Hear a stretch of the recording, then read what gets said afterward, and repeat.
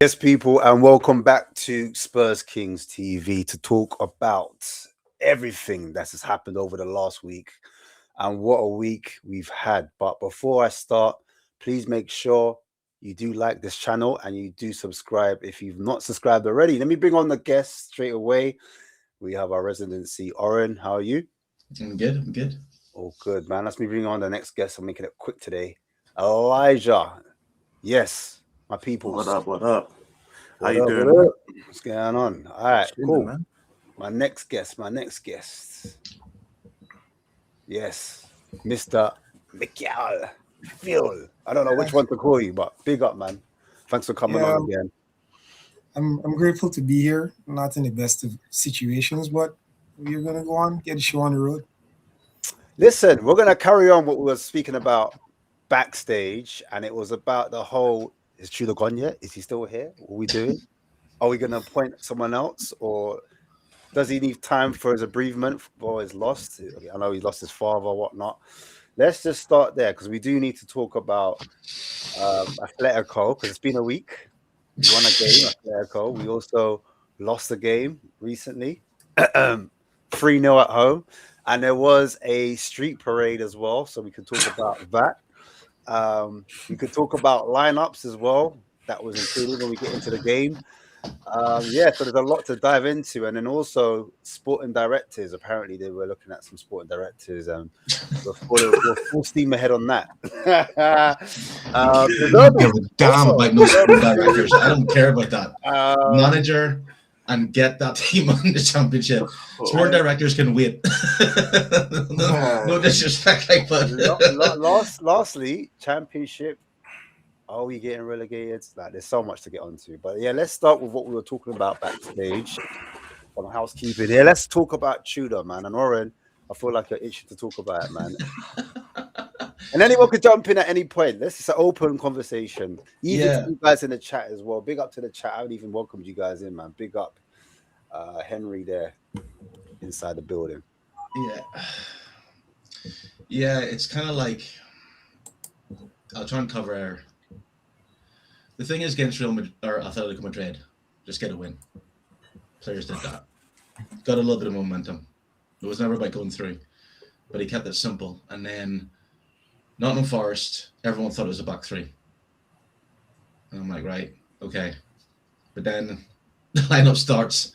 Van de Ven's on left back, Pirlo and Spencer on right back and right winger. And I'm like, what's going on? Exactly, he scored 2 goals, played his heart out, had 4 days to rest, doesn't even start. I'm like, okay, what's going on? Okay. Spurs go 1-0 down, half-time comes, Bergville, is coming on. 2 players who played they haven't played a full 45 minutes. Half injured players, man. And it's like, right. Where's so, yeah, where's Xavi? What's the crack there? And the fans were up for it, but watch it on television. You know, fans were still up for it. Second half, come on, 1-0 down, we can get it. Then they saw Destiny do again, Bergville, and everything just went flat. Everyone just went, "What's happening here? Where's Van de Ven? Where's Spence?" Then I thought afterwards that it was maybe they'd said something. It was an argument. I don't know, but no, apparently it was for tactical reasons. And they're like, okay, so why are you bringing on 2 players that's barely played 45 minutes? And it just killed the game. And I'm like, why not bring Xavi on? So basically, the very reason he's in is because the previous manager set up for teams so that Spurs wouldn't lose. And then he goes and plays that. He does exactly what Thomas Frank would have done and played to set up not to lose, and it backfired. So I don't know how, even I know the dad has died and all and something, but here, this is a business. This is a business. Like, got 2 weeks or 3 weeks. I mean, if Spurs was to like be sympathetic and compassionate and do all that, he'll have to take a week off, which means that they're not going to get trained. So basically, you just have to. No, it's not even that, bro. It's like, bro, the one thing that Tudor should do right now is be with his family in his time of need. So get sacked. Bye-bye. You know what I'm saying? Take your money, You know what I'm saying? Thank you for your service, but be with your family. And maybe that's why. And maybe that's why he brought Bergville Yeah, be and with your Destiny family. O'Leary on. Maybe that's why he did it. Maybe he found out at halftime and went, "I can't be bothered with this bigger picture. I'll check it. I'll throw these two players on." Because he just literally killed everything. He's still getting paid by the club, so like really, like he's got some pride. And also, like, say he wanted to get another job in the Premier League, this has got to be an advert for him. So he can't just throw He it. was never going to get. You know what that. I mean, no, Yes, not for Tottenham, anything. but I'm just saying, like, he's doing his audition right now for other, like, You supposedly see, Palace. I don't know. They might be looking for a manager when Glasner goes. So I think at times we analyze these issues from a lot of perspectives, and it's sometimes very difficult to pinpoint the realities of the situation. I honestly believe that the 11 that he had selected yesterday, there may have been some sort of a game plan in his head, and it probably didn't work out because during his tenure, I cannot entirely blame him for everything that has happened. The situation is that there are several games where you can clearly see that individual errors are being made, and in the individual errors being made, they're costing us for the entirety of the game. And if you look back at even yesterday's match, right? There's a situation there where Romero basically doesn't mark anyone. He just walks around in space. If you look back at the match before, not the Atletico match, but the first round with Atleti, there are several situations that players have made errors, slipping on the ground. Granted, that is something that you can't really stop. I wouldn't necessarily blame a player for it, but it's something that happened multiple times. The other situation, the Crystal Palace game before then, sorry, the Liverpool game, well, you could say that they actually performed well in the Liverpool game. I think that it was a situation where this same game plan that he utilized, well, to some extent, yesterday actually worked against Liverpool. Maybe it's a situation whereby he wanted to try it again, whereby he did not play Xavi and so on. But even the game before that with Crystal Palace, I honestly think that that was a game that we should have won. And the error by Van de Ven cost us dearly. So there are a catalog of games there that necessarily I wouldn't directly put all the blame on him. But with various perspectives, you can come to the realization that he is not without fault. all right, man. Pipes, what do you think, man? Like, talking about obviously going into Atletico, there was confidence high. We won 3-2, and then we took it into this game when there was a lot of optimism. Talk us through Nottingham Forest, man. Well, good evening to everybody out there on the panel and in YouTube land.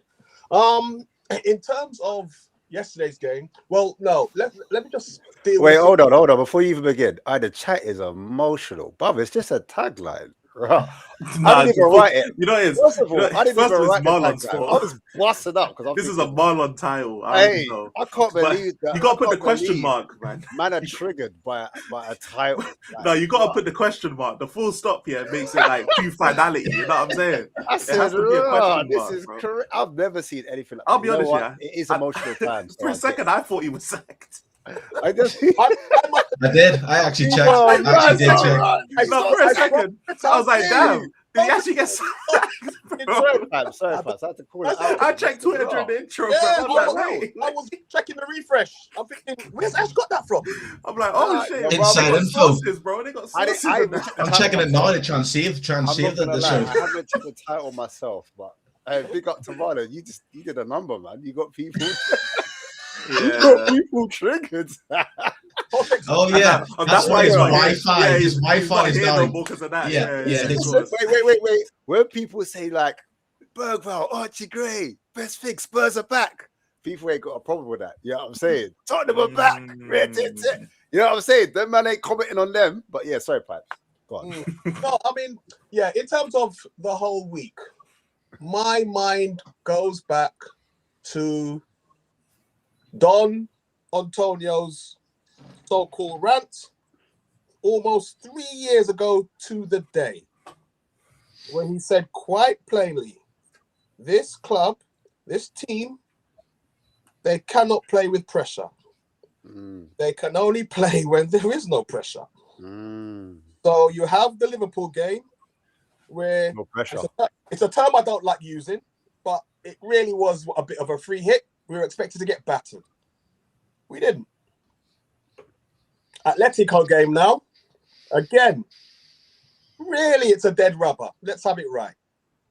Atletico were kind of caught in between. Shall we hold or shall we try and, completely kill the tie?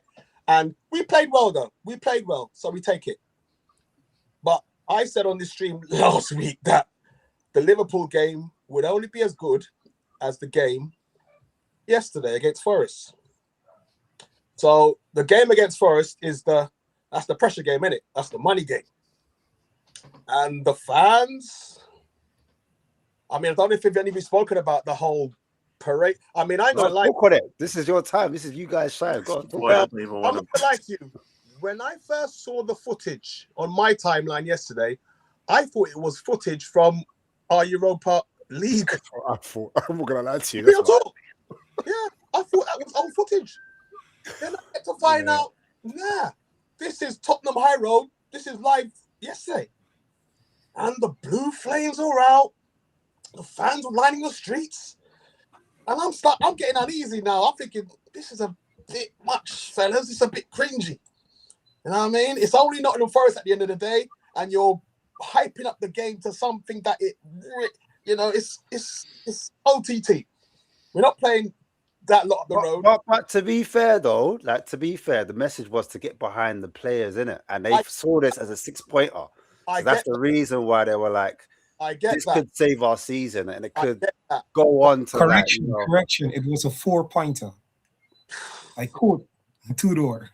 Yeah, I get that. But I think the problem now is this fan base has been so traumatized, so bedraggled and hit with narratives about lack of support and edicts, 25 years of... I just don't think this fan base now knows how to support the club or know what's appropriate. And so yesterday was just way over the top. And you're thinking to yourself now, you better win this game, you better win this game. Anyway, the game starts. We played okay in the first half. We without doing anything amazing. We forced them back, but we weren't really opening them up with clear-cut chances. Before the game, the lineup. When I saw the lineup, again, I had a bad feeling because we're at the stage of the season now where we are looking for any shoots of recovery, any shoots of momentum. You grab onto it. So the lineup gets announced yesterday now. No Xavi. He's banged in 2 goals. On top of that, he played well. So when I saw that lineup now, no Xavi, I'm instantly thinking, Igor, you made a massive rick here. Again, this is not hindsight. Called it at the time. Anyway, the game starts. And we look like we're kind of in the ascendancy without really testing the keeper or really opening Forest up. And you always had that feeling at the back of your mind that Forest, when they decide to attack, But anyway, we seem to have most of the play. And then we get to, obviously, 42, 43 minutes. Forest have their second corner. And you just have that impending feeling of dread. He might hate you, bro. What's off the bar, right? Forest has actually scored the lowest number of from set pieces. Yeah, it's the first corner, right? I think Vicario makes a save. And then when they got the second corner, because I was messaging someone, so I had it mute. So we made the first save, and then the second corner I went, they're going to score. Bam. It was just like, he just saw it. They're just going to score. Everyone saw it already. Everyone saw it happening. I said it live on the watch along. I said, look, so everything they're going to score, man. And he banged it in. And they score, and you can literally see all confidence. Because this team now, once we concede, that's it. They just die. Die. Anyway, we get to halftime. Second half resumes now. And I'm expecting to see Xavi come on in it. No Xavi. he brings on Bergvall, Udogie, who cannot be match fit. They can't be match fit. And within a couple of minutes, you could see Udogie wasn't at the races. Fast forward, like 10 minutes or so in, Romero does his little rampaging run up the field, loses the ball, shouts, ambles, takes a little relaxed jog back to the centre or back to the defence. 2-0 down. And then that was really the end, wasn't it? And they get the third. But yeah, it was, like Conte said, I'll play under pressure. And that's basically it. Boy, yeah, that was a nice summary, man. Big up Marlon, man. Can you hear us? Can hear you. Can you hear me? Yeah, I can hear you, man. I was just holding down the fort until you came Before on. we continue, Marlon, you know everyone an apology in the stream. Yeah, that's how it was. Yeah. People are happy with that. You forgot to push the question mark, Marlon.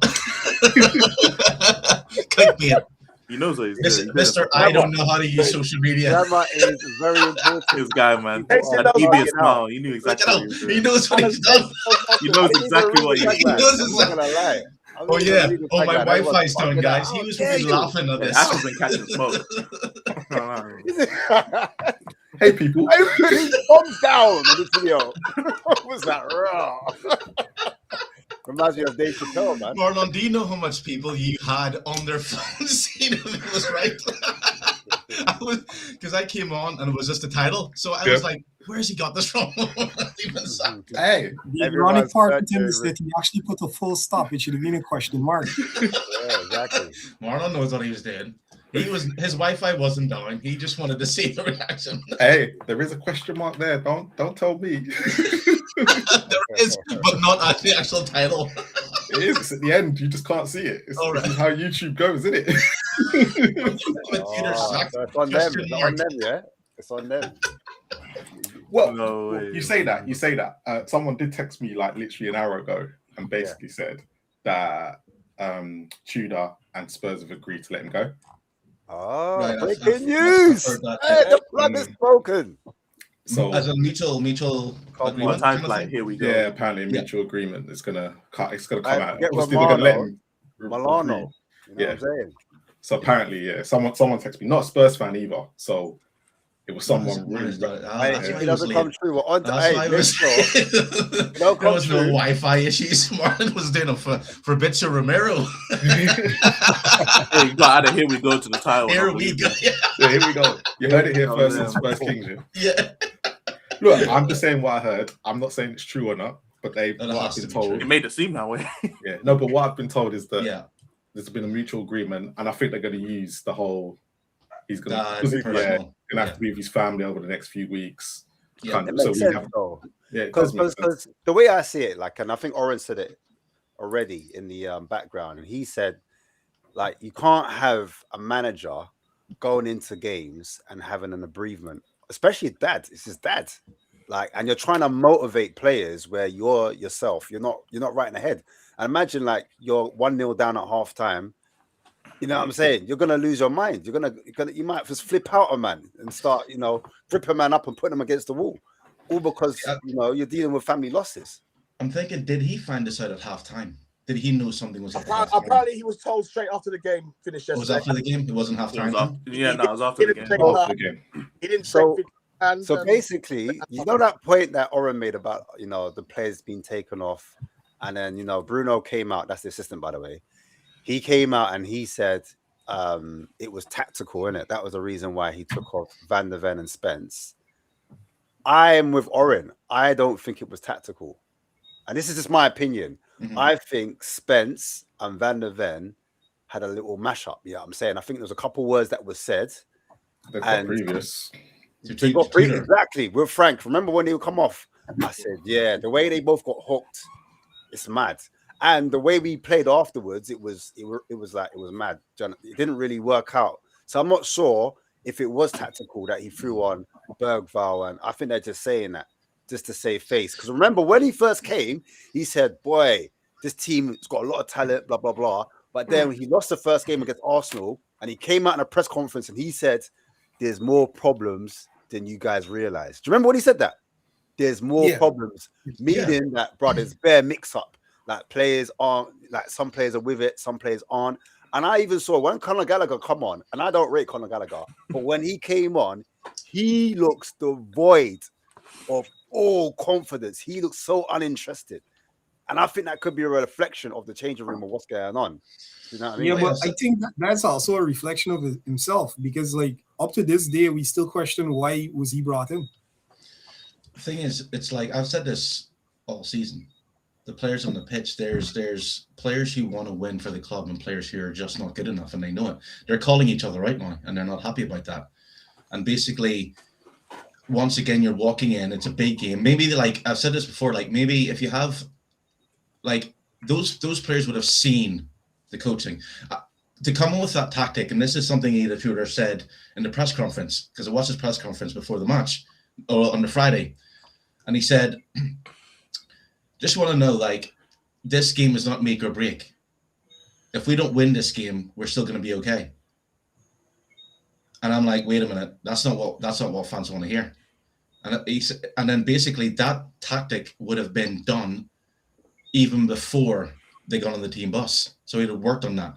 So that wasn't a case of, and I think players are looking at like, you know, these players know they're going to get the brunt of the fans. So yeah, you question the manager, like, why are you playing two right backs, and why are you playing Perro as a right winger? They're not. What are you doing? Why are you playing me at left back? I agree with Oren. I think that You know team what I mean? was done before Atletico, innit? And the fact that Atletico went so well, or fans felt it went so well, that they were surprised that Xavi wasn't included. It's because that team was done before. Definitely, that's the most logical thing for me. Like for me, it's plain as day. But yeah, it looked crazy because you've got Porro as a right winger or a right mid, whatever you want to call it, but he's on the right, and then you've got Spence behind him. Do you know what I'm saying? Where Porro can't beat his man, and I know so many fans, they were saying, "Oh, play Porro right wing, play Porro right wing. Trust me, he's a wing. Like he could play winger. He can't beat his man. He can't create separation. So how is he going to beat the first man?" And that happened. We saw it in the game. Every time he was whipping a crossing, it hit the first man. Couldn't get into the box. And it defeated the whole purpose of having two strikers in the box. And we were so like heavily reliant on that left-hand side where Tel was. And he was the only outlet for like crossing. And you see, that is an indictment against the board and the construction of this current team. Because when you look at it, right, in the totality of the team, we don't really have players that could beat a man. Yeah, but I understand that, but as a manager, you're aware of this, so you say, right, it's about using the best players and what they're good at. So it's a case of saying, right, you're not having to beat your man, cross from deep, guys, get in the box. That's what managers do. You know, if you play Football Manager, which is not the elite, and you don't have crosshair the wingers and you can't get one, you arrange it differently. That's the thing. Is what I don't understand is, we're all fans. We can see what the issue is. Like the first half, yes, Spurs played okay, but I was just thinking, Xavi would have been brilliant because Spurs needed a player who can get in the half turn and run at the Forest defense. He wasn't playing. So why has he dropped a player who, you know, scored two goals?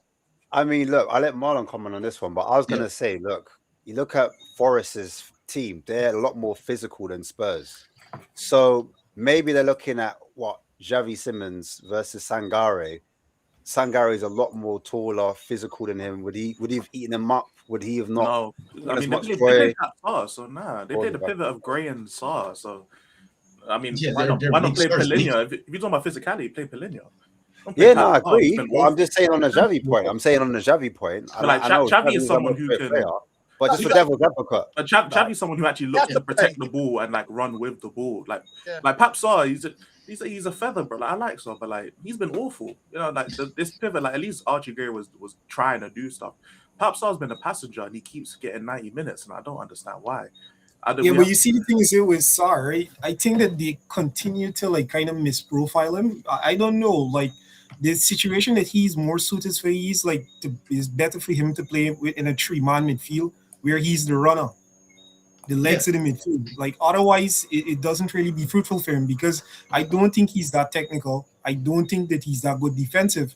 The only thing that he has is an additional lung, and that's why he should be a runner. Like somebody like Blaise Matuidi, those type of move. Yeah, no, I agree with that. Yeah. But I'd also think that Archie Gray would be something similar to that as well, especially with like the mobility that he has. To be honest, sorry, but I have to go. I don't know or understand the point of Papa Sarr. He runs. No, someone tell me what he offers. He can't. I'll tell you what he's meant to be. He's meant to be. I'm not saying he is this, but I'm saying what he's meant to be. He's meant to be a box-to-box CM, meaning he's meant to be able to win that ball high up, cover a lot of grounds, and his best attribute is probably like endurance, physicality, like an athlete, as people would say. Yeah, I think he's more of a box. He's meant to crash the box and add a goal threat. So he's meant to do a bit of both, bit of defending, winning the ball high up, or recovery as well, like winning headers, winning his duels, etc. Blah blah blah. Carry the ball when he can, when there's space, because he's more of a transitional player. He's not really a possession. But the problem with Sarr, though, so the player, like he would suit a manager that wants to be a lot more vertical. So if you want to play like, you know, tiki taka, pass, then Sarr's not your guy. Do you understand? But if you want to play a ball over the top and then Sarr arrives late and gets a header, or you know he's in a back post, or do you know what I mean? That's what Sarr's game is. You see, Ash, right? That there is our problem, because when you look at the profiles, right? You mentioned that Sarr is basically a runner. Yeah. What is Gallagher? He's very similar profile to that as well. He's the same. And then when you look at Black Gallagher, isn't it? Yeah, and then when you look at Bergvall, is very similar qualities as well that he's offering. And then when you look at somebody like Bissouma, again, very similar qualities he's offering. So we have about 4 midfielders trying to do the same thing, and our team isn't set up to do what they should be doing. Well, that's so. I would say Bergvall and Sarr is not really the same, though. I don't think Bergvall and Sarr is the same at all. I think Sarr and Gallagher is the same. I don't think Bergvall is the same. I think. So what do you think that Bergvall offers that is different from Sarr? Bergvall's his technical ability is way better. His range of passing, his IQ, all those things are his eye for shot. Is that all of that stuff is better? Bergvall's just a lot more in terms of attacking threat. He's way better. Sarr is more. I mean, he's more box to box, so he has a better defensive presence. But Sarr's just like, in terms of profile, he's just a worse Gallagher. You know what I'm saying? And the things with Sarr is that Sarr is a confidence player. When he was getting at the start of the season, he was getting those regular minutes, and he had a big role and responsibility, and he was playing well. But Sarr's not a person where if you take him out the lineup, his confidence goes down, his performances go down. But when he's at his best, he's not good enough to where you can justify starting him if we're going to be looking to start competing and going back to Europe and doing all these things. Like, he's just not that level of player. And now that we signed Gallagher, he's basically what Sarr is, but just more of an experienced player, a more finished article.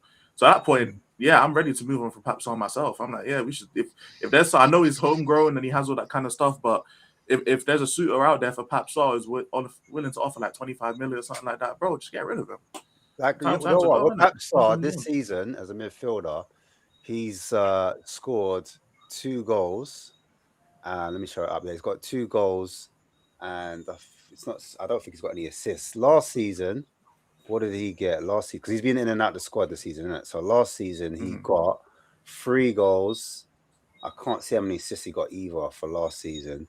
And then the season before that, when it was Andrew's first season, 23-24, he also got 23-24. He also got 3 goals. So it's just not enough for a box-to-box CM. Do you know what I'm saying? The thing is about Sarr is he always dips. He can start off well in the start of the season, but then he dips. And then what I've noticed about Sarr is physically he hasn't grown. He's really skinny. Like, he hasn't filled out at all. And I think that his mentality as well, he switches off. You know, he just stops running, or he just doesn't have awareness. But yeah, it's like, yes, it's all good having, you know, the thing is Spurs have plenty of box-to-box midfielders, but for some reason Tudor doesn't want to play them. I've been saying for years, play a diamond. But it's obvious. You see the problem that we have as well, right? Is that with Sarr now, we are depending on Sarr, and his national team doesn't really want to depend on him. And that there is a big question, because if you're not good enough to be actively playing within your national team, why are you playing for the 9th richest club in the world? And it's like, And so the thing is, like, with that game, yes, you understand he had Joe Pellegrini, because that game would have thrived with experience, and Joe Pellegrini was ready, and he doesn't play him. You know, it's like, right, and it's kind of like they took that engine that made like the Spurs look good against Real Madrid, or Atletico Madrid, and just ripped it out and went, nah, we're just going to completely change it. And the momentum, like, again, it's kind of, I think Till got a groin injury. So what's he going to do now? And even, it's just, I don't see how Tudor can keep his job, because he's tinkering too much and he doesn't know what to play, but he's got the players there. It's not like he hasn't. He's got good enough players to find their best position and play them. But you see to his benefit though, right, is that it will take a little time for him to actually figure out a lot of things, because to be honest, he's just arrived. No, hasn't got time, and he's got coaching staff. You don't have enough. You see, we need a manager who just needs to keep things simple. Yeah, that's it. He's chopping and changing, and I locally praised him last week for trying to find solutions, but he overdoes it.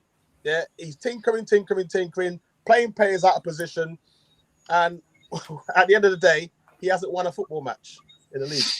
So, I mean, condolences to him and his family for the loss of his father. But Tottenham, right now, we're fighting for our Premiership status, and we cannot have compassion. We cannot have sympathy. The decision needs to be made, and the decision needs to be made fairly quickly, so that the new manager who comes in, whoever that might be, has the 2 weeks during this international break to prepare the team to get something against Sunderland. But he doesn't even have 2 weeks, because most of the players are away. So that's okay. That's all right. But he's got a week. He has got an extra week because of the week after the international break. And the good thing as well, he will be having some more players back. I think Kudos should be back. Apparently, Kudos has got a setback. Kudos, Benson, of course he does. Of course he fucking does. You know what? Madison's going to come back before Kudos. And Madison's going to be back before Kulu, which is just like, what the hell? Well, Kulo's done. He's done his knee, man. He's done. He's cracked his patella, so it's crazy. Well, there's rumours that he might not. If he does come back, how much of a level he will to play? There's even more stuff. If we're in the championship, it should be all right. Yeah, but there might be talks like he might retire. I just feel some of these players deserve Oscar nominations for their injuries. I mean, yeah, they're not busting a gut to no. Let's keep it real. You know what I mean? And obviously, we're in a World Cup year, so some players are obviously got one eye on that as well. You know, I just call what I see. They're not trying to really help us. So, yeah. Here's the goal, isn't it? The first goal. Let's go through them real quick. And it was Spence is the culprit right here, pulling on Jesus' shirt, but Jesus manages to get away in this area, and from there you can see there's a little Spence is at the back post. He's meant to be defending it. Looks like Archie Gray's behind Romero, but the flight of the ball, Romero doesn't quite get it. It goes over him, and then Jesus is right behind him and Archie Gray, and you can see Spence let him go in that area, and then back at the net 1-0 against the run of play. And obviously before that, spoke about that chance that went over the bar that was saved by Vicario. But here we have the second goal. What the fuck is I that? just labeled the players because I just wanted to show like who was where, who's doing what, and you can see Richarlison and Solanke are going. It's so unfortunate you can't show the video, because I think that speaks volumes on this goal, because they're all walking. They're all walking. They're jogging. Yeah. It's so unfortunate, but carry on. Sorry. But look, it is what it is, man. At this point, Forest players are passing it between each other. So they're doing the little 1-2s, and they're trying to like draw Spurs out to one side. And as you can see, Porro, Gray, they're both doubled up. They're on one side. And then you've got Bergvall and Sarr, the two midfielders, are also there as well in the middle of the pitch. You've got Tell on the blind side of Morgan Gibbs-White there, as you can see. And then just labeled some of the Forest players here as well. So you can see Morgan Gibbs-White. It was Hudson-Odoi and Nico, I think it was Nico Williams as well on that side. Yeah, it was Nico But Williams. you see that clip just before, right? You see the space that I think is Gibbs White is in. The next clip. Look at the space he's in here. Look how much space he's in here. Yeah, like no, but the next clip that you showed, like there was just a lot of space. Right look here. at here. One. Yeah, a lot of space. Christ. So what happens That's is he kind of drops off. He drops off to receive the ball, and it's like Sar's there, and then Archie Gray's there because you've got Bergvall and Porro towards your right. So it's between these two midfielders. One of them has to pick him up, but none of them have. You've got Tell on the far left, but I've circled Archie Gray and I've circled Sar. And people were talking about should Paulinho should have started and should have Xavi started? Would they have picked up MGW in this position here? So obviously he's picked up the ball in acres of space. And then even when he does pick it up, there's still acres of space. No one's still gone up to him. So like you can see Sar there, you can see Bergvall there, and Romero now is looking, thinking, "Raw, why is my midfielders not interacting?" So what he does is he jumps off the back line, and he does his front-footed defending as he normally does. Gets drawn out to Morgan Gibbs White, which leaves the gap in between. So you can see that gap right in between Danso and I think it's Porro there, and it's a big space. There's a big gap there, and then he passes it out to Hudson-Odoi out on the left, and then Hudson-Odoi he just does the rest. He literally breaks down a line, and then you can see this area here where the space is vacated, where Romero's was meant to be. Sar's now got to follow into that square area to cover him. He's actually looking at Morgan Gibbs White. Yeah, he's actually looking at Sar's Morgan Gibbs White. Off. So he's running back because he's like, do I pick up Morgan Gibbs White or do I? Or yeah, you can see the danger, but then he's like, the space is being vacated, so I need to cover Romero because he's gone charging out. And no. Sar is looking at him, knowing he has a stick in him. Why cover space when he can? That's the danger. Morgan Gibbs White is a danger. Stop Morgan Gibbs White from getting in that space. Simple as that. Why run into space when nothing's happening? Because if he runs into space, he gives Morgan Gibbs White space, which leads to the goal. Yeah, correct. But at the same time, no. If your teammate is left a position and he's a centre back, someone needs to cover. But that's the point. He doesn't need to. He's marking Morgan Gibbs White. He's meant to be marking Morgan Gibbs White. Yeah, who's he going to mark running into space? My point is, one of the players need to say, "Someone cover Romero," innit? That's what I'm trying to say. Someone needs. Yeah, and I see. But that's what I'm trying to say. Who cover Romero, but Sar is meant to be the one marking Morgan Gibbs White. There's no but you see, it depends on the type of football that we're playing, and that's the big question right now. Because if we're playing zonally, somebody has to go into the space. If we're marking, somebody has to mark the player. There you go. But it's intuition though. He's looking at the player. Again, this is either Sar going, I will have to do what maybe that's his downfall. I will do what my manager tells me to do because I can't think for myself. He's a football player. Well, technically, Romero's done that. He's just done his own thing. But really, he should be in that position. So really, you got to look at Romero. He should, but I'm just trying to say that. The thing is, it is very difficult to blame Romero. This is the second time that I've seen an instance whereby the back line, there is a big space in between lines. And Romero, well, the thing is, one of my coaches told me that, what's important sometimes is to trust your back line. Romero basically came out of the back line. And because he doesn't trust anybody. And as a result of that, he created a bigger problem. That's correct. Go on, Oren. Sorry, go on. Yeah, no. If you just play it on. Yeah, no, that's just okay. So this next bit is just showing where he should have been. There's an arrow there saying this is where Romero should have been in that space. Yeah, but let's know what happens next. Obviously, we know what happens with the goal. Sar, obviously. Yeah, so if you even that, where's the threat? Sar has run into position. Morgan Gibbs White is right there. Yeah, that's right. In front of him. He can lean on, touch him. So yes, I know he's had to cover Romero, but he's run with Morgan Gibbs White. It's what Sar does after this that makes no sense. He starts ball watching. So he runs towards the ball. You're right. So Sar's looking at Morgan Gibbs White. He knows where he is. He knows where the danger is, but he's also in Romero's position as well. So he's marking a player. From this shot here, this goal shouldn't have been scored because there's actually a free man that could go into that space. Yeah, this guy is on the key. Yeah, Sar's going to be blamed for ball watching and whatnot. But if you actually look at this picture, there are before the player even gets in the position to cross it to Morgan and Gibbs White, what are those three players doing? Not one of them. This is all down to a lack of chemistry and yeah. This is my Desire, original. I know Thomas Frank's not here yet, but like my original criticism of Thomas Frank was his like if you chop and change too much, the players can't build relationships with each other on the pitch. So what happens then is like people don't know what to do and where to go and all of that stuff. And the reason why Romero and Van de Ven like work decently well as a partnership is because Van de Ven at least knows he can anticipate when Romero is going to just run out and blindly and do some shit, so he can at least cover for it. But like we're playing with this 3-back and this 4-4-2 and Porro at right wing and then right back and one winger and all the players can't build relationships. How many times has Gray and Sarr played as a pivot before Tudor got here? It doesn't happen that much. So where is Sarr? You can think Sarr's going towards the ball, but all he needs to do is stick. He needs to stick to Morgan Gibbs White, so he leaves space for no reason. That's 100% true, because now he's ball watching and the threat is right in behind him, but he can't see the threat because he's ball watching.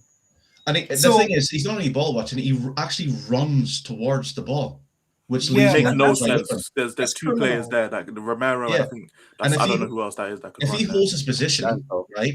If he holds his position, then even if Donzo doesn't get to that other player.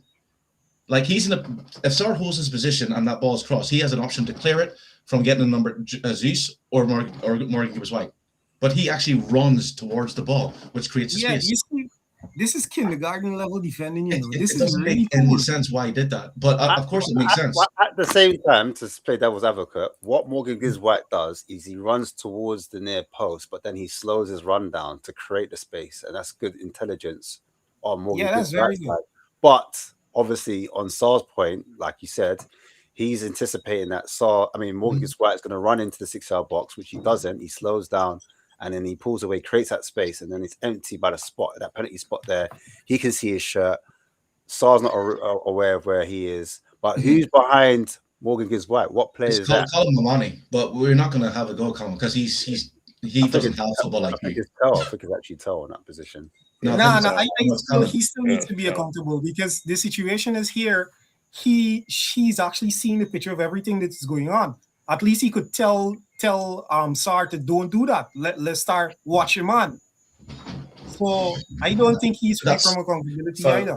The problem is with all of this is that it's typical Spurs this season. They're passing on responsibility without actually taking responsibility for themselves. So Sarr, as soon as he sees Romero go past him, he's like, all right, I've covered you now. You've gone back. I can now switch off, which is why Tell can see this whole situation and does not think wants to communicate with anybody or even think for himself to go, I need to get back.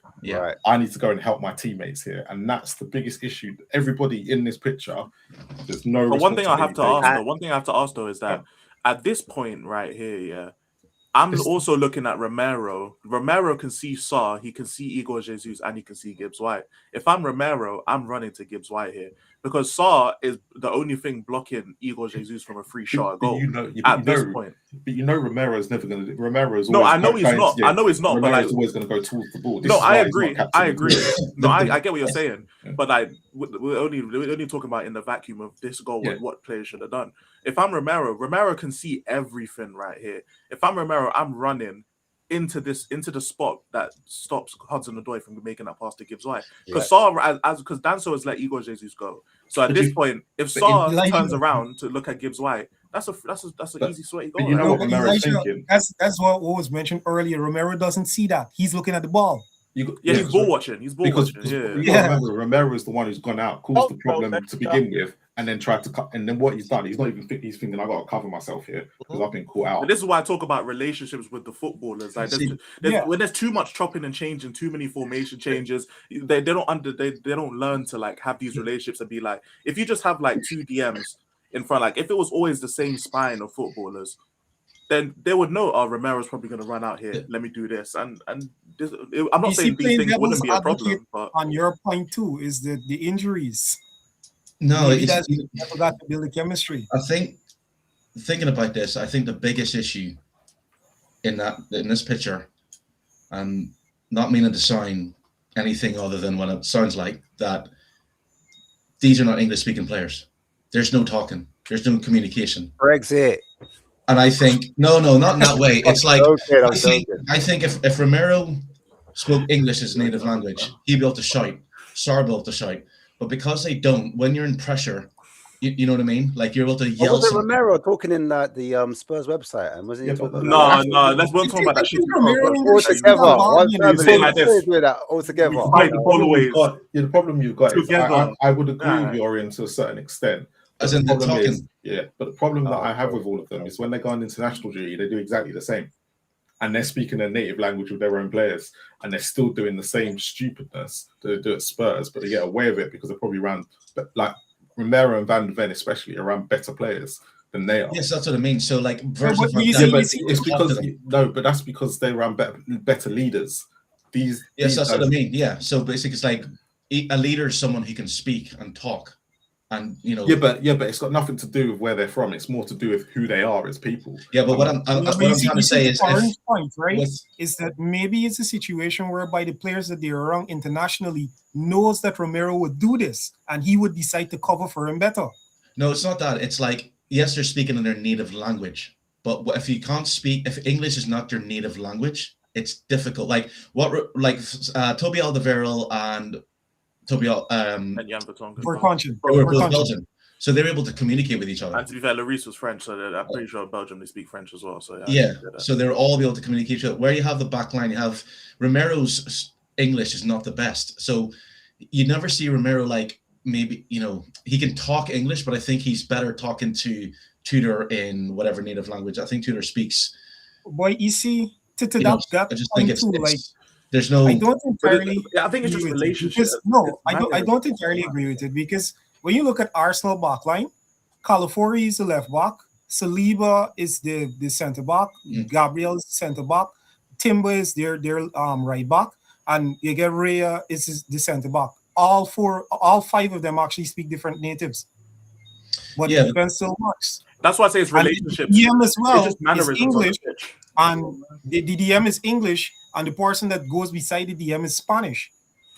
But what the difference is that they clock a lot of minutes together. That's the difference. So and that's why I agree with Elijah, because it is more of you understanding what the player is going to do, and then you can actually compensate for it, because by now they should know that Romero makes his brainless runs a lot of times. And you got to think about it as well, Arsenal also play the same formation. They have a very similar. They play basically the same style of play. Yeah. So like even when it comes to most teams that want to establish themselves in games, most of those teams they play the same formation for the most part. They got the same players on the pitch, and even if someone is injured, they come out and they rotate. And there's still mistakes, but it's not as much.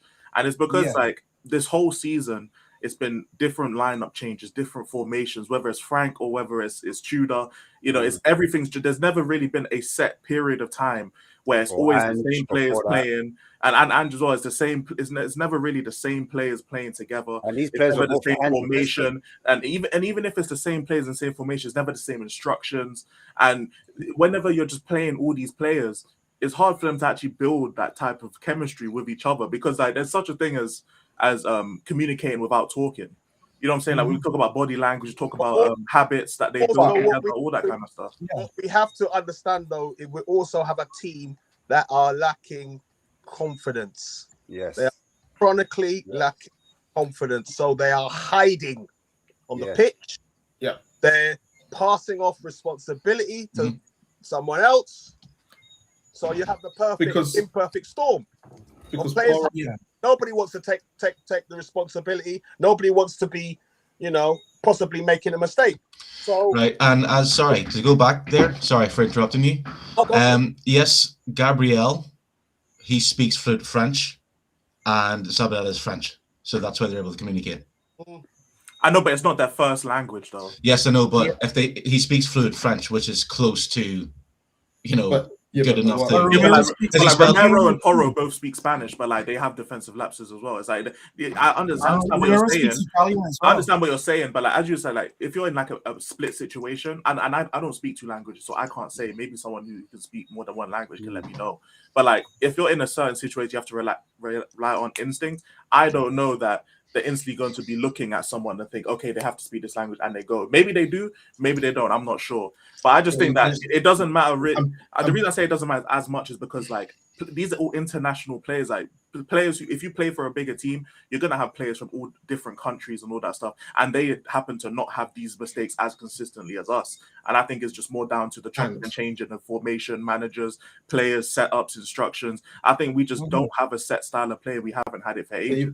But even then, these mistakes. But even on that situation, Porro, Romero, and Van Ven have pretty much played together parts of last season in the cup run, and then they've played majority of this season up until when Romero done his brain fart and got sent off.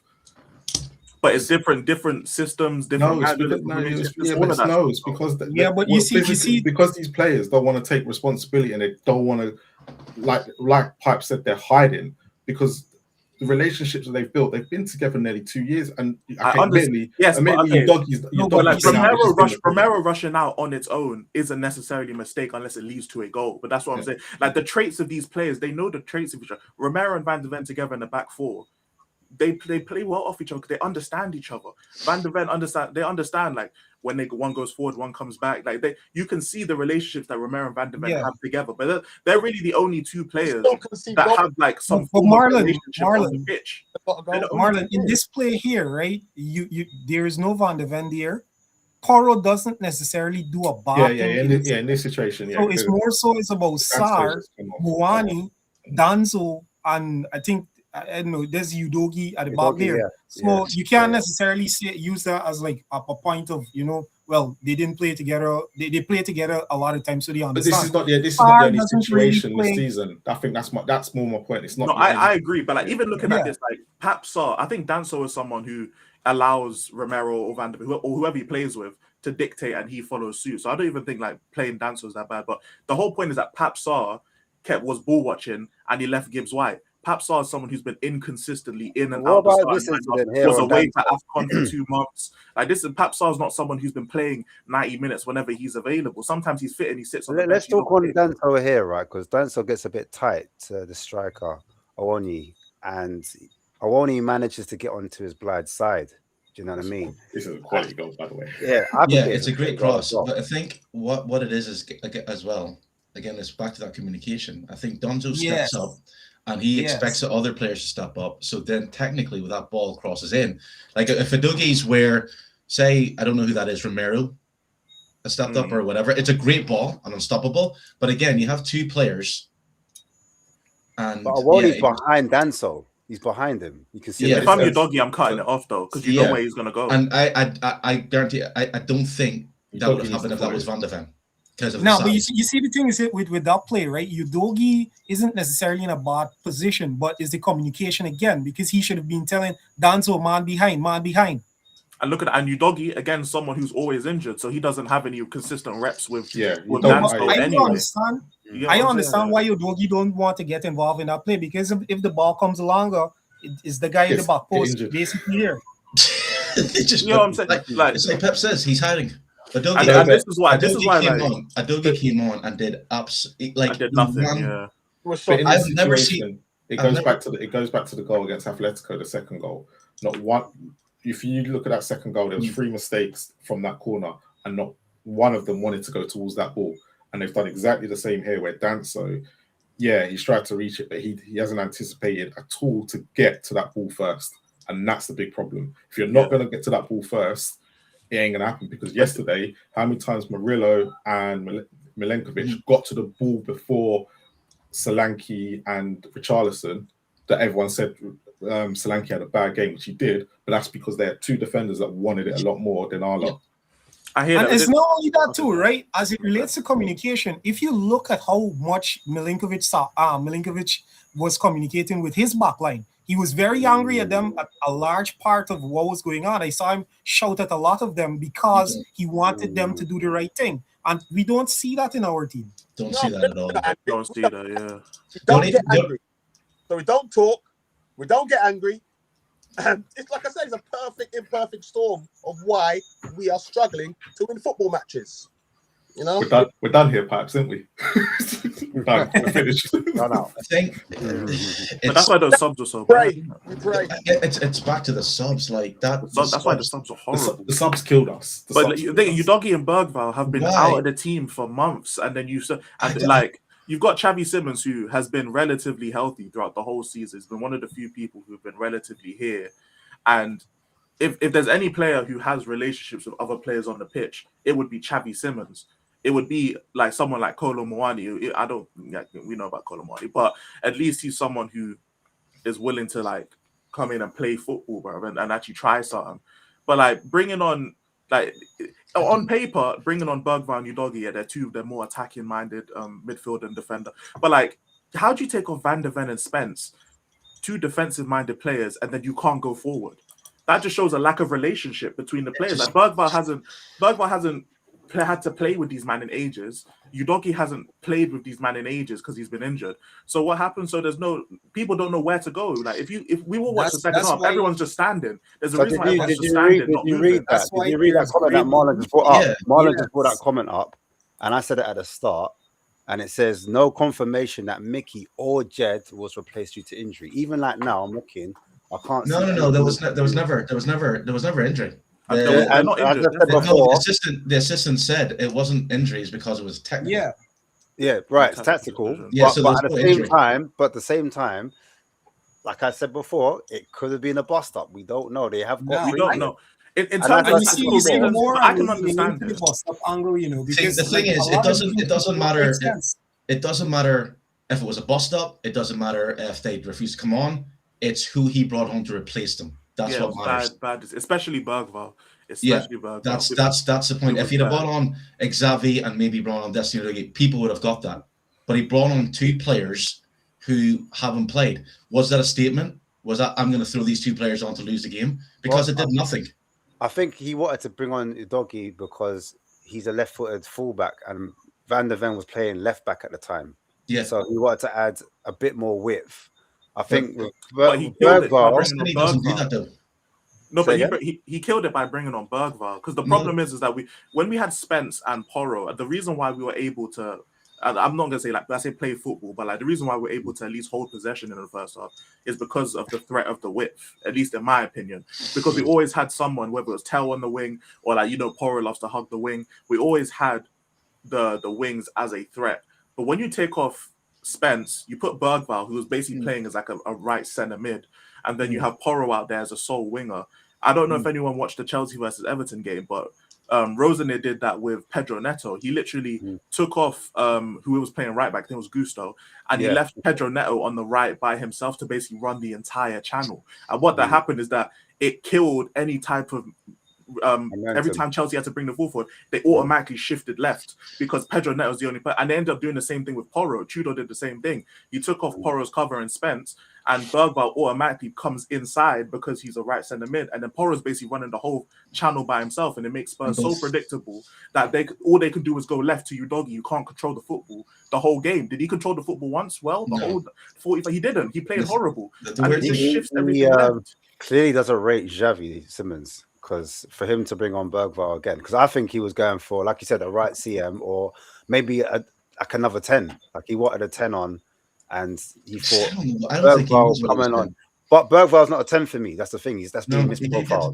And Frank said that before as well. I think like he's better as not a 6 or an 8, but he's somewhere in between where he picks up the ball in the midfield, in the mid third, and he's able to control the ball from there. But anything higher up in that final third, Bergvall's not really clinical. He's not known for executing in that final third or in the box, in my opinion.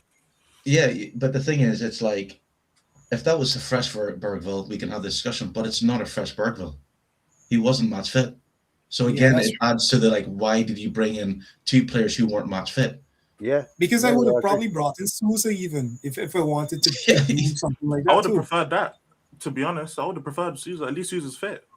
It was just so bizarre, and then it just took, like you said, let's put it this way. Had a nightmare.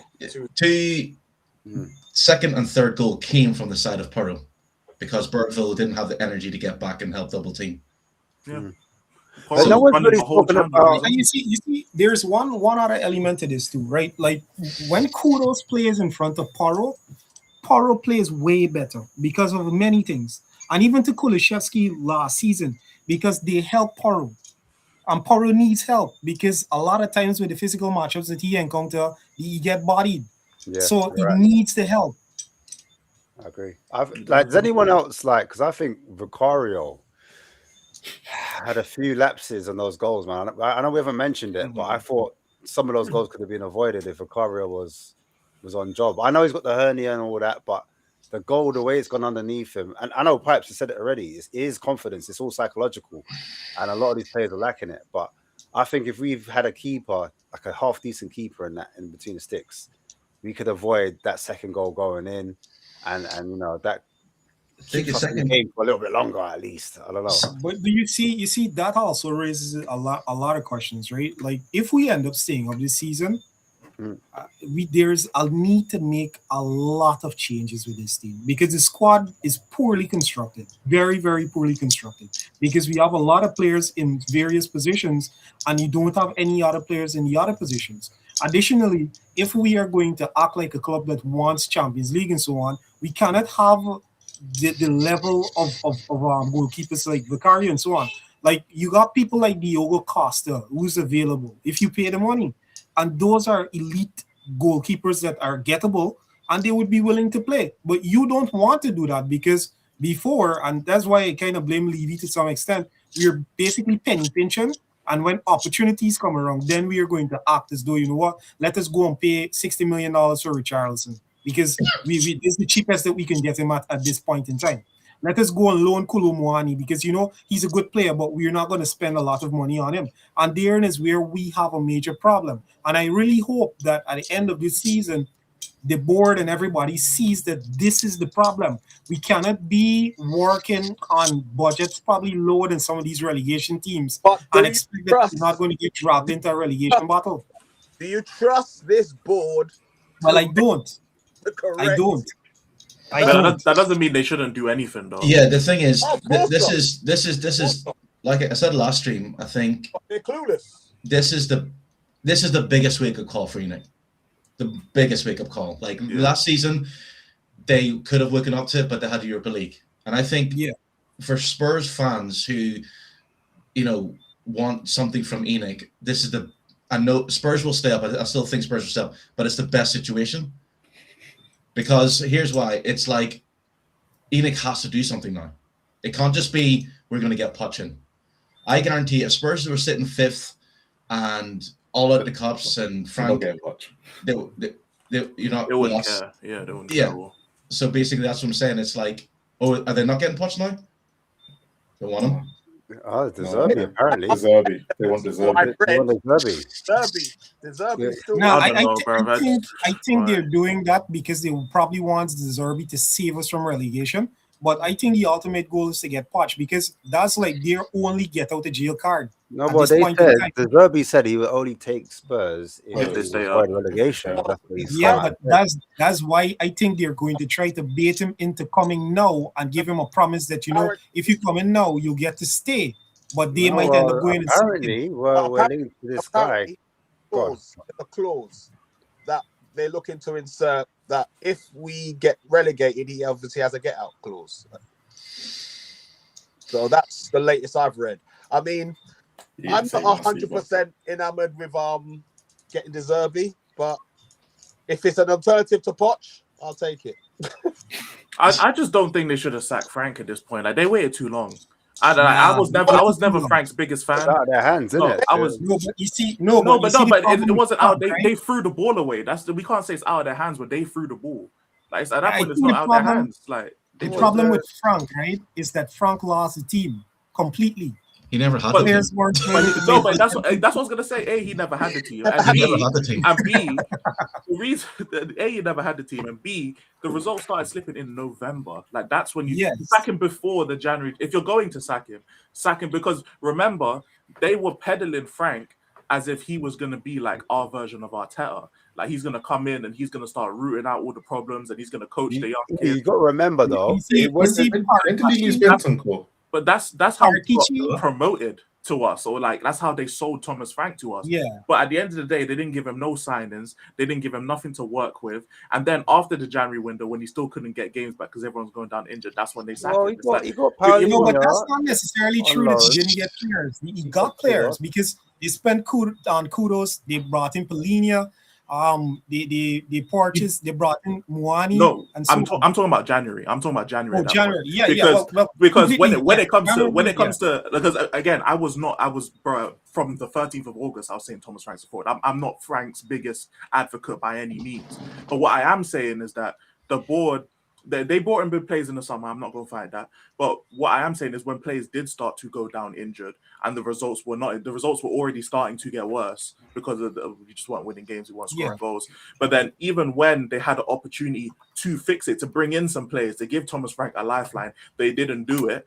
And then they waited until after the window closed, and then they sacked him and started bringing in players. I'm like, if you're going to promote him, if you're going to promote Thomas Frank as the guy that's going to come in and we're going to go through a rebuild and a process, and we have to stick by him, then you have to A, back him, and then B, not sack him after you don't back him. Because at that point, we can't trust anything you're going to say. Split between the board, what the board wanted, and then what Vinay wanted and Lange wanted. Because Vinay and Lange wanted to keep him. But the board were like, nah, we're not giving you a penny because we don't trust this guy. We want him out. So it was because we abused them. They were getting abused, and that was the only reason why they wanted Frank out. Yeah, because it was getting personal. You see, to also add to that point, right? Paratici wanted him out a long time. Yeah, because Paratici realized that the situation was in this type of thing, and you see that is what experienced people in positions do. Yeah, Paratici knew that Paratici he wasn't also wanted Tudor. No, but you see the thing is that sometimes if you give Tudor some time and so on, things might change with him. Because the thing is that this situation that he is in is like a crazy situation because he basically don't have anything. So you're Tudor in still, yeah? You're Tudor in. Because no, it's a question because I would give him a new manager coming in salvages the season because we've got 7 games left. Do we think these players are going to respond to a new manager, new tactics, a different? You know what it is? Once we get that first win, that's when they start to respond. That's when they respond. Yeah, they need to get the win. We did get the first win a few games back. But that's the Champions. We always do well. We always do well in Europe at home, bro. Like it's not something new. When was the last time we literally we finished 4th in the league? Yeah. When was the last time we had gotten a result in the Champs and then went to the Prem and got a result? It hasn't happened all season, isn't it? So like it's just copium that we won against Atletico because we've never won in the Champions League and then come back and won in the league. It's never happened. With my opinion on Tudor, I think that like there's a lot of things that happen that were beyond his control. Like in earlier matches where a lot of players made poor decisions, and I think that innately this is a time that we're getting to see that decisions are very important. And we need to get them right. And the only way that we're going to get certain decisions right is if we put people in the position to make those decisions that have made good decisions before. Right now, we're depending on Lange to make good decisions. Lange has not made good decisions. We're depending on Vinay to make good decisions. Vinay has shown that he can't make good decisions. And we're dependent on the board to make good decisions. And all 3 of them have not made good decisions. And now we are looking at managers that are not making good decisions either. So we are in a really bad situation because even the players we've just seen are not making good decisions. Talk on it. Go on. Pipes, go. You were about to say something? Well, we are at the situation where you can call it ground zero. We're basically, we just got to throw the dice now. We said dice then. I think Sean Dice would get enough of those players to get playing. Roll the dice. You only take it if he gets a full time. Yeah, we have to, like I said, this manager, bless him, but he hasn't managed to win a game. And we haven't got time now to kind of be compassionate or show sympathy with his personal situation. The change has to be made.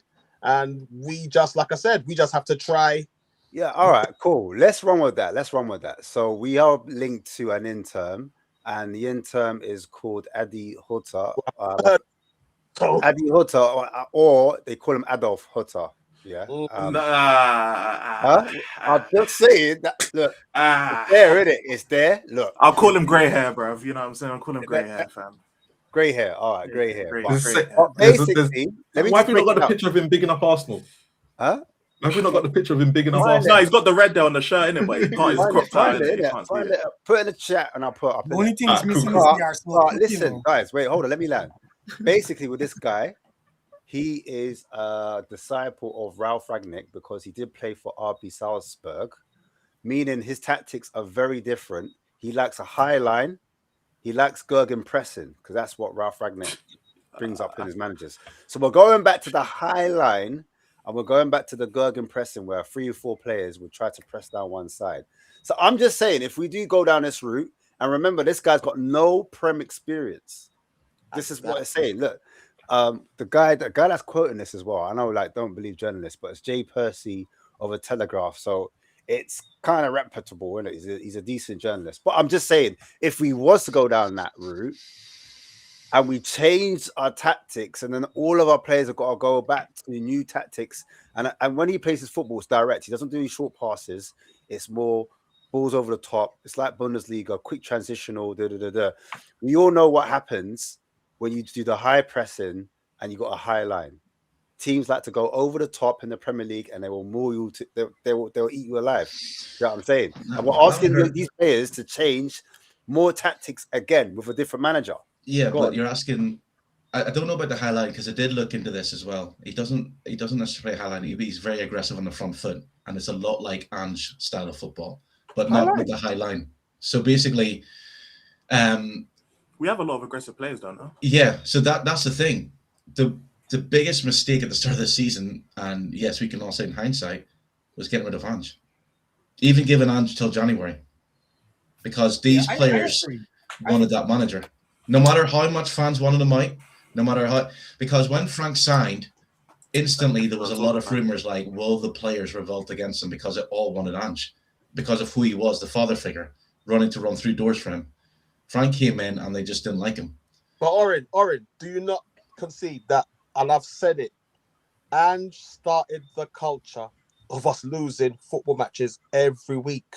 It's not a culture that he wanted. It was a culture that was done in order for Spurs to win something. Yeah, and basically, Ange had lots of injuries, and even when they had a lot of injuries, what Ange did was that he never got as much booing or as much "you're sacked in the morning" as Frank did.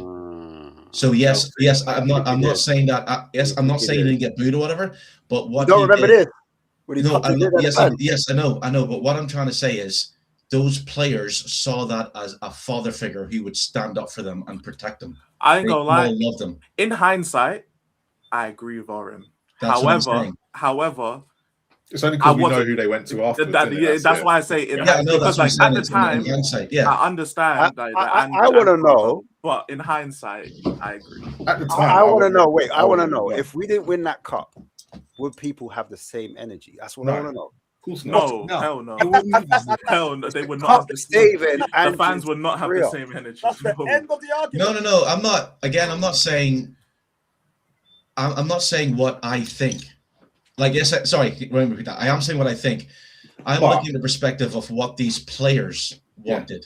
No, I understand your point. And even if they hadn't won the league, that cup, they still, because Ange stuck up for them. And we can't say what if they didn't have. We can't say that. Sorry, but Ange did win something, and it brought a trophy to those players. Yes, I know he lost loads of games. I get it. That's the point. I get it. But what I'm trying to tell you is that those players looked at it and went, they lost a lot of games because I had a lot of long-term injuries. And yet, Ange kept them together. But I'm curious, right? Hang on. Yeah. What happened when the players returned? Yes, again, but they didn't have cohesion. And he made a decision not to play the top players in the Premiership. He purposely rested Mickey van de Ven and Romero for the Europa League, which again showed that he cared about these players. because there is. But I'm curious, right? And even if they changed it, played like 2 games together in the league, didn't they? After Christmas? And so basically, I am not disagreeing with him being sacked. But what I'm telling you is, this is not about what the fans wanted. This is about what the players wanted, and those group of players didn't want Angie to be sacked. And we've seen the results of what happened. Right. That is correct. But I'm curious, right? Before we move on, I always maintain that the mistake wasn't sacking Ange. The mistake was hiring a no-mark like Frank. Yeah, but that's the problem now. That's what you're saying. In hindsight. No, it's not. In hindsight. No, it is. That's literally hindsight. No, it's hindsight. Because if you'd have given, I'll be honest, if you'd have given me the situation of Thomas Frank and Ange at the time, I was personally, and I would have picked Ange. I never liked Thomas Frank. And I was very underwhelmed with his appointment. Very underwhelmed. And I think most people was. And the problem is that you've got is that you've just won a trophy, and this is where Tottenham messed up a little bit. And this is why hindsight is a wonderful thing in this situation. If you've just won a trophy, you can't then go and sack the guy for someone who hasn't won nothing. Anything, yes. I don't agree with that. I don't agree with that. Because again, I don't agree with that. Okay, first example. I don't agree with that at all. Let me answer this. Elijah, here. Let me answer this. Right? Let's put someone in there. I feel Oren then Phil. Yeah, Sunday, I want to hear Phil after. Yeah, Sunday, Man City, Arsenal, League Cup. Who won that match? Man City. Why? Because Pep Guardiola knows how to win trophies, and Mikel Arteta doesn't. Why did Poch not win trophies? If you look at Poch, he got the finals, and every manager he lost against won trophies before. So a manager who wins trophies. At least let me explain how I'm thinking about it. Then you can respond to it. The reason why I don't agree with it is because me personally, and I know most people would disagree, I first want stability in the league before we go compete for trophies. When the season had first started, I was one of those people saying, yes, I would take 70 for the trophy. Going through it made me realize I was a fucking idiot, bro. Because I sat on the stream and we lost every damn week. We lost every week. And it was so, depressing to go through. It made me realize, 17th in a trophy ain't it, bro. And when I'm talking about... You got to remember that he wasn't backed in January. He wasn't backed in January. I agree with all that. So you don't know what the summer holds. I agree. I agree. But the ultimate point is that what you're talking about, the cup final, I understand. We had a cup final last season. There wouldn't have been a cup final this season. There would have been the Super Cup, which we could have won, which is fair. Yeah, but there wouldn't be a cup final this season. So the main reason to keep hands in terms of the cup final, we wouldn't have had that this season. It would have been stability. And the way I haven't finished, bro. Let me land the plane first. I literally started off by saying I prefer stability in the league before winning a one-off trophy. And I wanted someone who, you don't have to have won a trophy in order to elevate a club. Poch had not won a trophy until elevated Spurs to a certain level. There's been plenty of managers who have not won a trophy, who have taken a team to a certain level. Now, you do need someone else to come in and push them. Sure, you can say that, you can make that argument. But just on the basis that he won a trophy is not good enough for me to say, okay, you can keep in a job over someone who would have had us if we were like fifth in the league, I would have said, okay, it's a better season. But I think, right? I honestly think that maybe it's because we actually won this trophy. We hadn't won a trophy in 20 years, and I would not trade that trophy for fourth place. I'm very sorry. Wait, bro. I'm sorry. I'm not fucking banging my chest on a watch along, praying that we win a trophy every fucking year. Bro, we waited so long, bro. This is the first trophy I've ever seen. I can wait 2 more years. We did get to a semi-final. I personally understand where Elijah is coming from, because it was difficult to watch a team lose basically every week. But the reality is that I'm very happy for the trophy that we won, because we hadn't won anything in a very long time, and I would not trade that trophy for fourth place. I'm very sorry. The reason why I can actually remain bragging in Arsenal circles is because of that trophy. Yeah, but I'm not doing this for fucking never a foul shot counterpoints, bro. That mindset there, the mindset that I had going into that season of we do anything for the trophy, that's part of the reason why we're in this position in the first place, bro. That's why. I think part of the reason why we're in this position is because we never... No. To go back to Marlon's original point, we've won a trophy. Mm-hmm. You hire a manager who's got pedigree. To hire a manager who's won nothing, having won a trophy, was madness. Yeah, exactly. Even that. That's the point. That's what we're saying. It's like you level up. You level up. You don't level down. And that's the point. Don't It's level like down. yes. Because even with Ange's CV compared to Frank, Ange got a better CV. And that's what generally everyone, well, most of us are saying is that yes, I don't disagree. My whole point is that you obviously hiring Frank, we can say in hindsight because obviously it didn't work. But my whole point is that we didn't have any form of stability in the league. And when it comes again, yes, Ange is a winning manager. He is a better manager than Frank. Sure, I don't care. I'm not having Ange versus Frank conversation. This is F versus F minus. I don't care, bro. But the whole point, is that when it comes to what we like, first of all, we want to be able to be stable in the league, bro. I don't think Frank or Ange could have done that. Personally, I don't think either one could have done that. I want, as a Spurs fan, and I think all of us agree, I want us to be finishing in European positions whilst competing for trophies at the same time. That's what I want as a Spurs fan. I want to do both. And if one does one or the other, I don't fuck with you, bro. If Frank had us 5th place and he couldn't win a trophy to save his life, he can fuck off. Ange had a 17th. If you won a trophy, you can fuck off too. And that's all I want, bro. And if I feel like you can't do it, either of them at the same time, it doesn't matter you won the trophy, bro. It's like it's two fish in the same pond for me. If you can do one and not the other, it's not an upgrade or a downgrade to me. You missed the whole part where I said it's not up to what we wanted, it's what the players wanted. Forget what we as a fans wanted. You wanted Ange sacked. A lot of fans wanted Ange sacked. But when you listen to those players, listen to their speeches. But if the players want Ange, they even created a banner. I always run things in a second. Yes, but you are not the players. The reason why Spurs are in this situation is not because of you.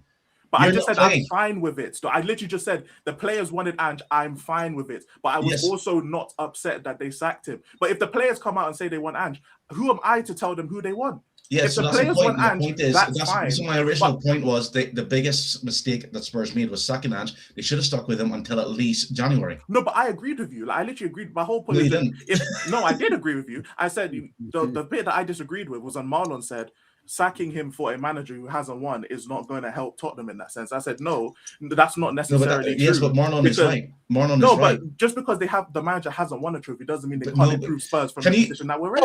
They can. You have to level up. You have to bring in a manager who's won a trophy to say to those players, what is leveling up from 17th in a trophy? What's leveling up from that? Like, so winning a trophy and promising you're going to be finishing better. That's what's leveling up from that.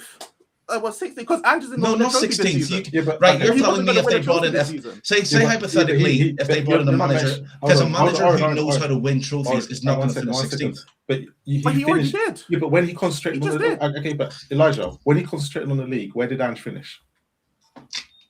He finished 5th, sure. Would he finish 5th this season? He probably would finish mid-table. He finished 2-3 years ago. Yeah, but because Spurs, if you remember Daniel Levy's statement before he was fired, we're going to compete on all fronts. But they've never ever given us a team or a squad to compete on all fronts. And then let's go back to last season. When did we start to fall off? After Ipswich in November.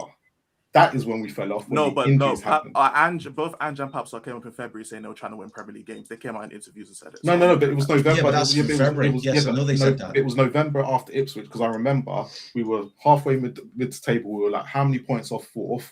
We were like literally doing okay, but that Ipswich game killed us, and then we got the injuries, and then we had to make a decision. Yeah, that's true. But they were trying to win games. You would have been second or something in the table. They were just losing. Yeah, but they were losing after November. That is when that started to happen because the injuries kicked in again. But if they come out in 2 months later, they come out and saying they're still trying to actively win Premier League games and they're still losing. Yeah, but you also got to remember that we also had a semi-final that we had to play because everyone forgets about the Carabao Cup run that season where we had to play the best, pretty much the top 6 to get through it. And then we got Liverpool and we had to play Liverpool at the beginning of Feb, where we then played Aston Villa a couple of days later. Yeah. And we had literally 10 or 9 players. We played Aston Villa after we lost to Liverpool. Yeah, we had literally we had, and 3 days later. Players. It was a 3-2. We played on Thursday. Well, we didn't have an FA Cup run after that because we lost to Villa. So yeah, we have an FA Cup run after that. But we literally had no players up in that. Yeah, but the point is, Andrew's not going to win a trophy this season. So like 17th in the trophy last season, fine. So like, what is the build up from that? From this season? Do you think? This is the question I'm asking you is: do you not think if he hasn't got the trophy to go by, do you not think he concentrates on the league and possibly does what he does the year before? I know results he doesn't finish fifth this year. No, he might. He'll do better. He'll do better in the league. No, we don't know what he does. There's a problem. I don't think he does. He's got a team that have just won. Like I said, this is F versus F minus manager, bro. They both none of them. There's no fifth place if there's no, and that's why I initially opened. That's why I initially asked you what is a better season than 17th and a trophy, because now we're going back even further back to Ange, try and justify what he could do now. And the league is way more competitive than it was 2-3 years ago. We're the same fan base that didn't want Conte. And look, don't say we. I'm talking about me. Don't say me. Yeah, that's the thing. You're doing it from me. You're doing it from me personally. But that's like to say that, because Marlon has put out the fact that right when Spurs weren't in cups, Ange finished 5th. Then with a ravaged injured season, they made a decision and they won a trophy. So this season, how do you know he wouldn't have finished maybe 6th and still won a trophy like the FA Cup or League Cup? And the injuries, because injuries wouldn't have been. Sure, Mickey Van der Ven Romero has been. Was made after we got knocked out of the FA Cup. So like we still had the whole season until that point, and we were still losing games. First season was, I do think we look at it through rose-tinted glasses, to be honest with you, because the first 10 games, okay, we had the first 10 games unbeaten, yes? Mm-hmm. But I put that down. There was a lot of close calls in that run. And also, I think the rest of the league hadn't really... We caught by surprise. Yeah. Mm-hmm. Yeah. We caught by surprise. We then have the game against Chelsea. Mm-hmm. We have 2 players sent off. And obviously, who we are. And then it all starts to unravel after that. Mm-hmm. Yeah? And then But his record really didn't fall down until the last 8 games. Did you know that? He has 1 game a week. And bear in mind, we actually led the table by 5 points at one stage. So to actually drop into 5th that season, playing 1 game a week for the majority of it, was actually failure.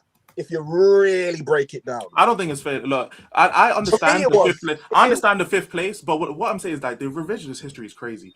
Like this is the same thing where like Newcastle lost 14 games, Man United lost 14 games, Chelsea lost 11 games, West Ham somehow finished 9th that season. Look where they are now, bro. Wolves was mid-table, Fulham was mid-table, Nottingham Forest finished 17th, Brentford finished 60th. Like, look at the league we're talking about here. Look how much the landscape has changed within the last 2-3 years. And man, we're talking about that time period to when we finished 5th. The league is way more competitive now. The talent is way more now. As you can see here, the league is clearly translated. Look where we are now. We finished 5th then, and we're 17th now, and we've signed players since then. Yeah, how many top quality players have we lost versus signed? And look how far we've fallen. And you think just having Ange there is just going, what? We're going to propel us to what Europa League? No, bro. I know what you're saying.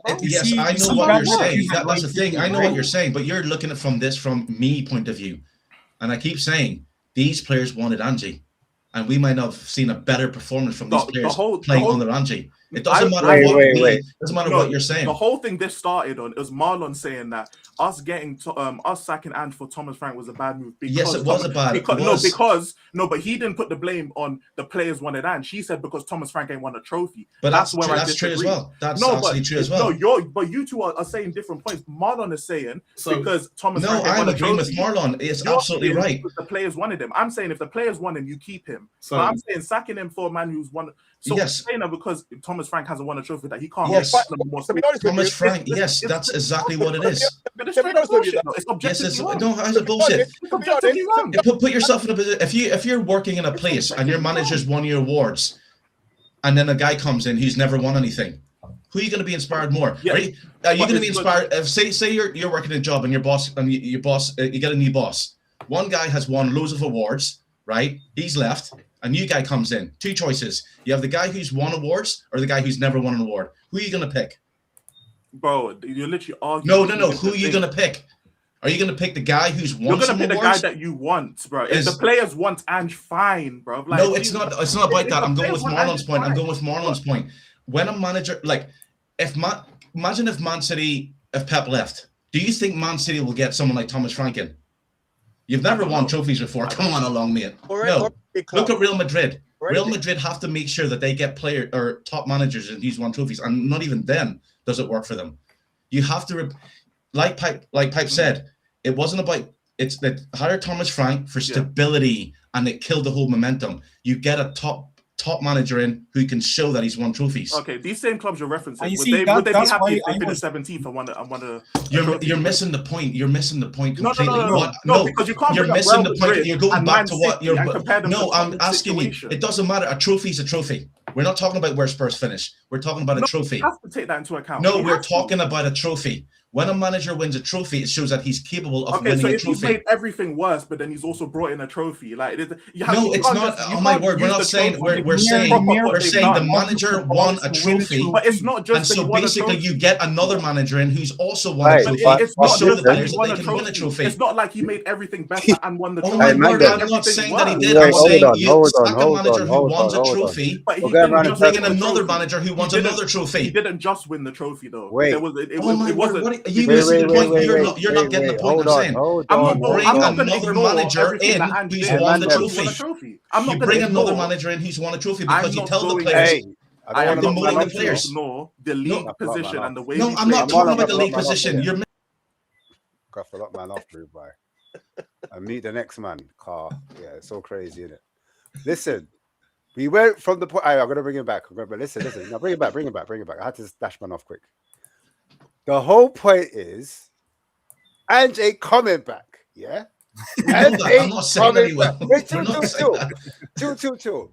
The whole question I was asking was a brother that used to manage at Monaco, innit? And I was asking, you got 7 games left.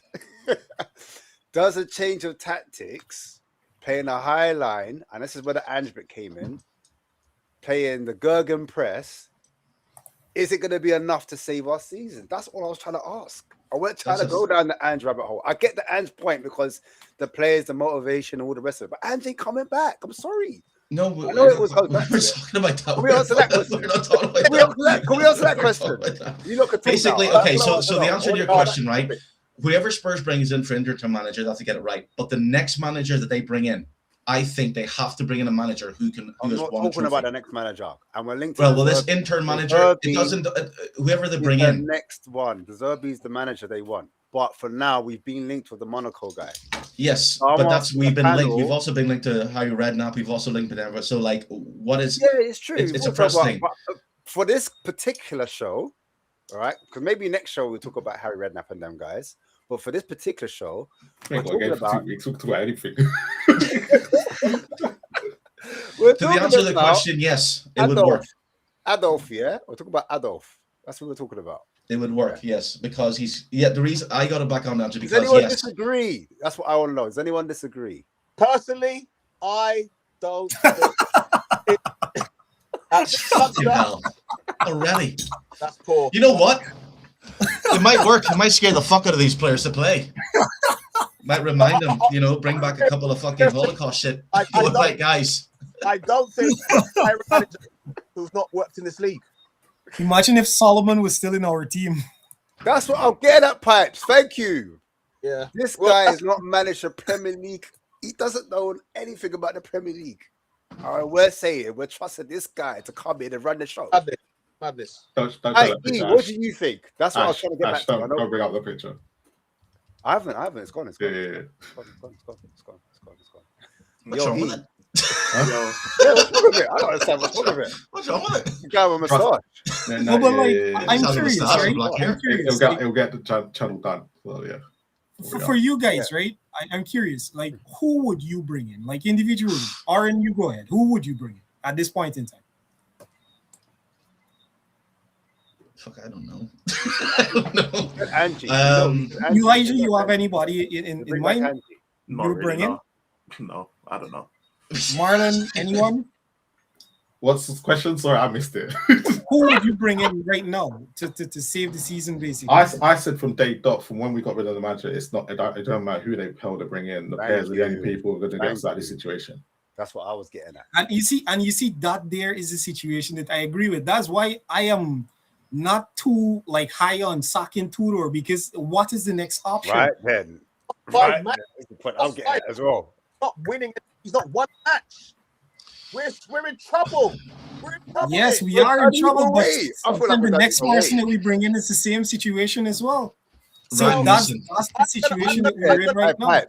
He said when he walked into this, sorry, I'll let you respond after this. He said when he walked in, he was like, "Raw, we got quality here. Like there's loads of top players." After the Arsenal game, he said, "Lord have mercy, we've got a lot of issues here, and it's not that face value. Like you guys don't understand the amount of work and the amount of problems that's going on here. So the next manager is going to inherit all of that baggage." Go on, Pipes. Go on, carry on. Well, and then E off. The next manager will inherit the baggage, but I also believe, and I will still, and I've said it from day one, and people can poo-poo it, and people can mock, but you get 200 years old Harry Redknapp with young coach, whether it's Defoe, Sherwood, or whoever, because we are at the stage now where tactics is kind of really him. You've got to get these players at it. You've got to get them engaged. You've got to get them aware of the situation we're in. Southampton QPR. Southampton, yes, I know. Yes. The matter is, you got them relegated. Harry Redknapp got them relegated. And it was a fairly good quality. And he had more games to do it in. I hear all that. But then you just killed your point. He's only got 7. He's got 7 games. A small window. Yeah, well, that makes it even worse. Yeah. All he has to do is almost, should I say, bring some vibes and get the players up. That's what he was supposed to do at Southampton, and they just went down without a whimper. I hear you. And QPR as well, because he had quality players in the QPR side that went down. I hear you, but we're at the stage now where the pool is very, very small. Like I said earlier, we cannot be hiring managers who've never managed in this league. It's madness. Well, you see, the person that I think that could probably salvage our season is Turcic. And that's if they could get him, because I think that Turcic is very adaptable. He went to Champions League finals as well. The situation with Tudor, I don't think Tudor has a big enough CV for anything. Nobody doesn't trust him. And the same problem that we are seeing now in a microcosm is the same problem he had at Juventus. He had a good start to Juventus. That's the difference between us and Juventus. But this type of behavior is what normally happens. And that's why I know a lot of people saying that, we should bring in a Premier League manager. But which manager? That go from 4th to probably from 6th to 4th. He's never been in a situation where he's trying to save a club from relegation. Actually, he has. I think he's he has. I think he's Empoli or somewhere. It's once. Yeah. Really? Yeah. But he'll never manage this league. Yeah, but he never managed in the league. Yeah, but the thing is, what we're asking, right? Who is the manager that managed in the league that you'd bring in? How many Wolves managers have come in? How many Wolves managers have come in and saved them and not managed in this league? Exactly, and that's why Edwards has come in, first one to manage, and he's getting them relegated. It's a hell of a risk. Look, he's come in, he's lost every match. It's more of a Spurs problem more than a manager problem. And you see, the thing is too, like I must say that I hope that he has learned a few lessons from these matches, and that's why I would give him one more match to see. We don't have any time to learn. We don't have any more time to learn. But the thing is that if you bring in a new manager, he will have to learn again. Learn what? Learn to play Peru. Learn that the players are trash. Learn that you can't be doing certain things. Sometimes Okay, so let's go back. Hold on. Let's go back to Frank. Did he not play him in the right position? So why are they still in this mess? Did he do? He did, but his tactics were just all over the place. And you see, that goes back to Elijah's point about stability and chemistry. I think that Frank's biggest issue was that he chopped and changed too much. And the same problem we see happening with Tudor now. He's chopping and changing way too much. Yeah, Frank's biggest problem is when everyone moaned at him for playing Paulinho and Bentancur in that middle, because away from home it was working and at home it was crap. But unfortunately, we were getting results. And then once Carragher came out and done what he said, he started to drop Paulinho, if everyone remembers, and then he started chopping and changing after that Arsenal game. And we because the pressure was on. He needed to play more front-footed at home. More front-footed at home because the fans, us fans again, complained. And was he getting results at home though? No, he wasn't. No. You see, in hindsight too, right? I remember under Pochettino, we complained that, Pochettino just very basic. He's using the same thing every single week. He doesn't have solution. But that was actually when we were playing the best football. So sometimes we too have a problem. So my last question to all of you, because this has come up in the last week or so, and I want to get your opinion on it, and especially for what we've just said. Everyone said that the board deserve relegation, but the fans don't. But when we start to look at it and deep it, do us fans actually deserve this too? Because of what we haven't really done anything, and we've complained at every little moment. The YouTubers do. Every YouTuber deserves Spurs to get relegated. What you abuse, bro? No, but every single one. But seriously, because what have we done? We've allowed it to happen, okay?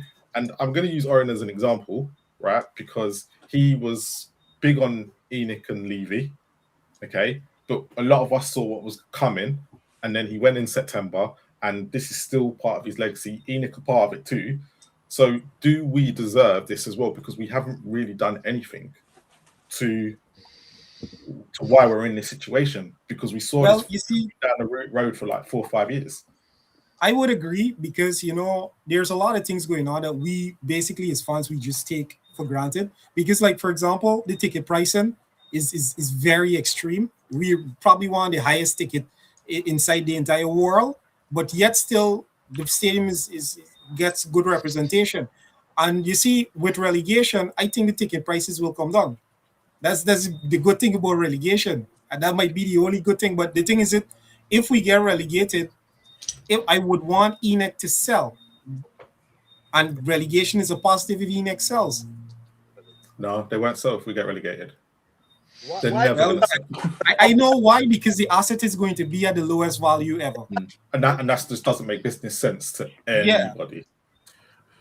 No, what I think honestly is that people sometimes care too much.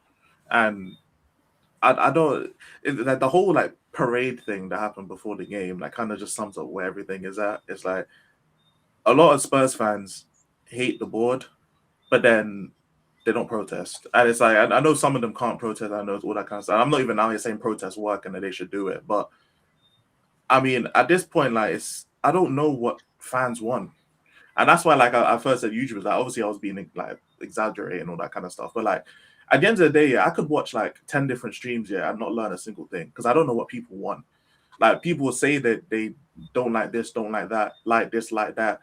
And then the next week they'll get on there and just completely just say something else. And it's like, and I don't know what you want. Like, are you just someone like, for example, like Oren and I have similar views on like, if the players win the trophy, like that doesn't help me in real life. Like, I'll be happy that the club I support won something, but it's not like I'm gonna start, I still got to clock into work the next day. You know what I'm saying? Like, we won the Europa League and I clocked into work the next day. Like, it doesn't change the fact that I still have bills to pay. But like, so many people, which is fair enough. Which is fair enough. But it's like, I'm not about to like I just see, because obviously like I watch a lot of Spurs YouTubers because I want to see what people are saying.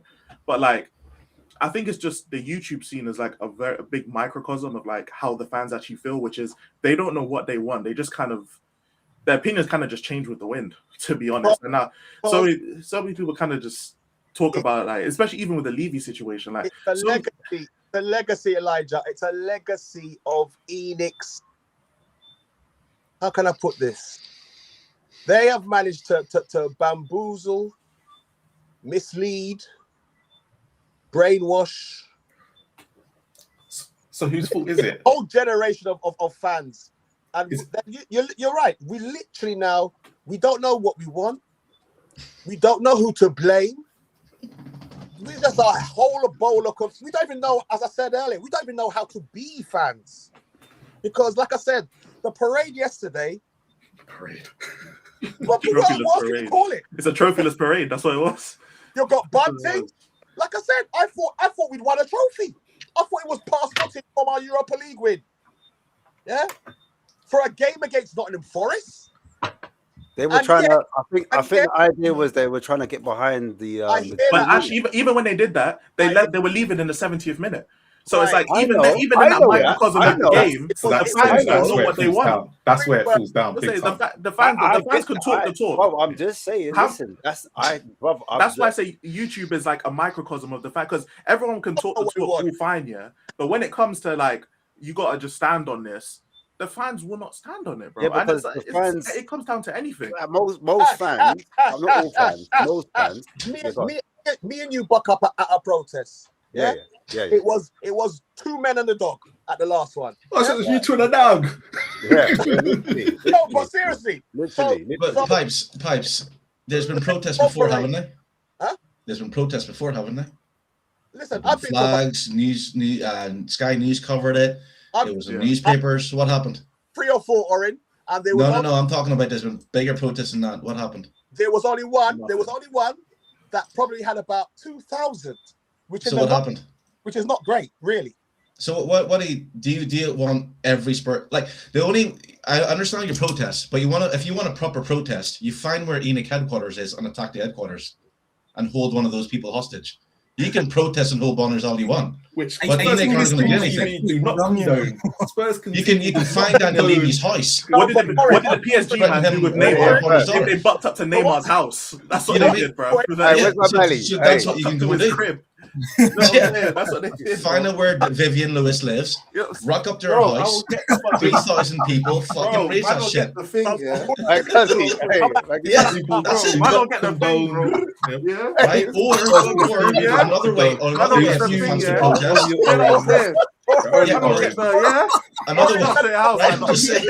Another way fans can protest. Another way fans can protest is by refusing to buy season tickets or tickets at all and do not go into the ground. Simple as that. But to answer your question though, that lot up the road though, they did have a mega protest because I got stuck on the Holloway Road at the time while they had their protest against the board. So there are ways and means. But what did the board do? It's not only one mega protest. They had several protests. What did the board do? They spent £100 million on Declan Rice. Right. Right. They won a trophy then, since then? They changed the way they They haven't won a trophy then, have they? Well, Oren, don't you think, Oren, that the fans, what I'm saying is like you drop 100 million on one player. They haven't won anything with that one player. No, but Oren, yes, I get what you're saying. So if ENIC, what I'm trying to say is that like, yes, they protest, but Spurs fans have protests and ENIC hasn't done anything about it at all. They haven't even, they might. So basically, they protest and what? They spent £100 million on one player. Back to the same position. What next? But do you think, Oren, do you think the fans are not like walking the walk, but they're talking the talk? Because I'm saying what I was saying. Like, I've said it forever. We are a bunch of keyboard warriors. When it comes, what I'm saying is, they're not serious about what they want. They're not. No, what I'm saying is, I've been a Spurs fan since I was 9 years old. Probably you guys have been longer. Me too. But the thing is, I have never ever known Spurs to buy a big player. Remember when Spurs bought Jurgen Klinsmann? We were over the moon. That was crazy. That was wow. Gascoigne was expensive. Gascoigne, how is Gascoigne bought? Have you heard the story of how Gascoigne came to Spurs and why he came to Spurs? You get his point though. It's few and far between though. You get no. My point. I'm leading on to the point. As in, get to it. Arsenal fans protests because that club had Arsene Wenger and he had the Invincibles and they won trophies. Spurs haven't ever done that. So what I'm saying is, when ENIC looks at what they have accomplished before they took over, I'm not talking about Alan Sugar's like, well, we've sustained the club, we've made it one of the global clubs in the world, image-wise, which is not what fans want, but that's what ENIC wants.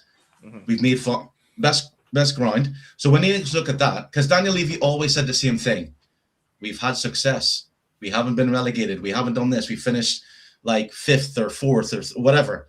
So I'm giving you a point of perspective of I'm not disagreeing with fans protesting. I'm saying I've seen fans protest over and over again, and all ENIC has to do is go, right, we're going to inject 150 million. That's it. That 150 million, we don't know where it goes. It just disappears. That points back to my brainwashing point. Yes. So basically, the thing is, misled and are easily conned. Yes. But so you see, there's just one point I with, just want to interject very quickly, right? I believe, honestly, the raising of the ticket prices as well has kind of taken away some of the more natural funds from the stadium, and ENIC kind of safeguarding themselves from doing, because when you have to pay so much money to get a season ticket, it means that you have to be at some higher class. They don't really want the poorer class to come in, because the poorer class don't have anything to lose. They are going to behave and protest and stuff, but they're trying to price you out of that. See, the thing is, it's like ENIC. What I think the big issue for ENIC and what they've done is that they've tried to appease the fans without knowing how to appease the fans. Fans were saying we want a successful manager. They went and got Conte, but they went, oh shit, we have to back Conte. Oh, we can't back him, so he goes. Or Jose Mourinho before that, wasn't it? It was Jose Mourinho before that. Yeah, serial winner. Fans wanted that. COVID hit. Fuck, we can't back him. We can't give him players. Jose Mourinho then starts slating the board. He's sacked. Nuno comes in, tries to go back to normal. He's sacked. Conte comes in, has a rant. With Nuno, right? Nuno is the fans again, as to add to your point, right? The fans didn't want Nuno because why you go from Mourinho this to is Nuno? my question. But there's Ash said it perfectly, and I'll always come back to what Ash said at the start of the season. I'll always quote you on this, Ash, if you don't mind. Will the Spurs fan give Thomas Frank time? And we all said no. We all said no. As soon as he starts having blip, they'll be on him. So basically, these Spurs fans, what I'm trying to say is, I would understand if Spurs was a United and winning trophies in Champions League. But as a fan, I've never been used to that. Yes, of course, I want to see Spurs win trophies and win. But I think a lot of these fans on their pots felt, and this is through social media, so Elijah's right. They're like, we should be winning titles. We should be doing this. We should be doing that. Yeah, but Spurs aren't. And what I was saying about big name players in the last, say, 10 years, who have they really bought? Like big name.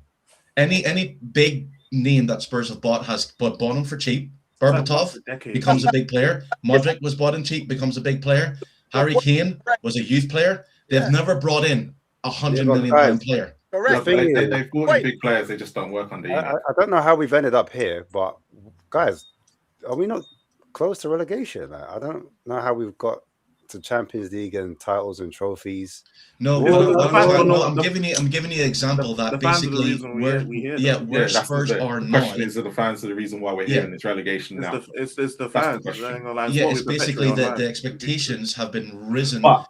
But understandable. But do you know that's thing that's down to when you raise prices of going to a game at the weekend. Exactly.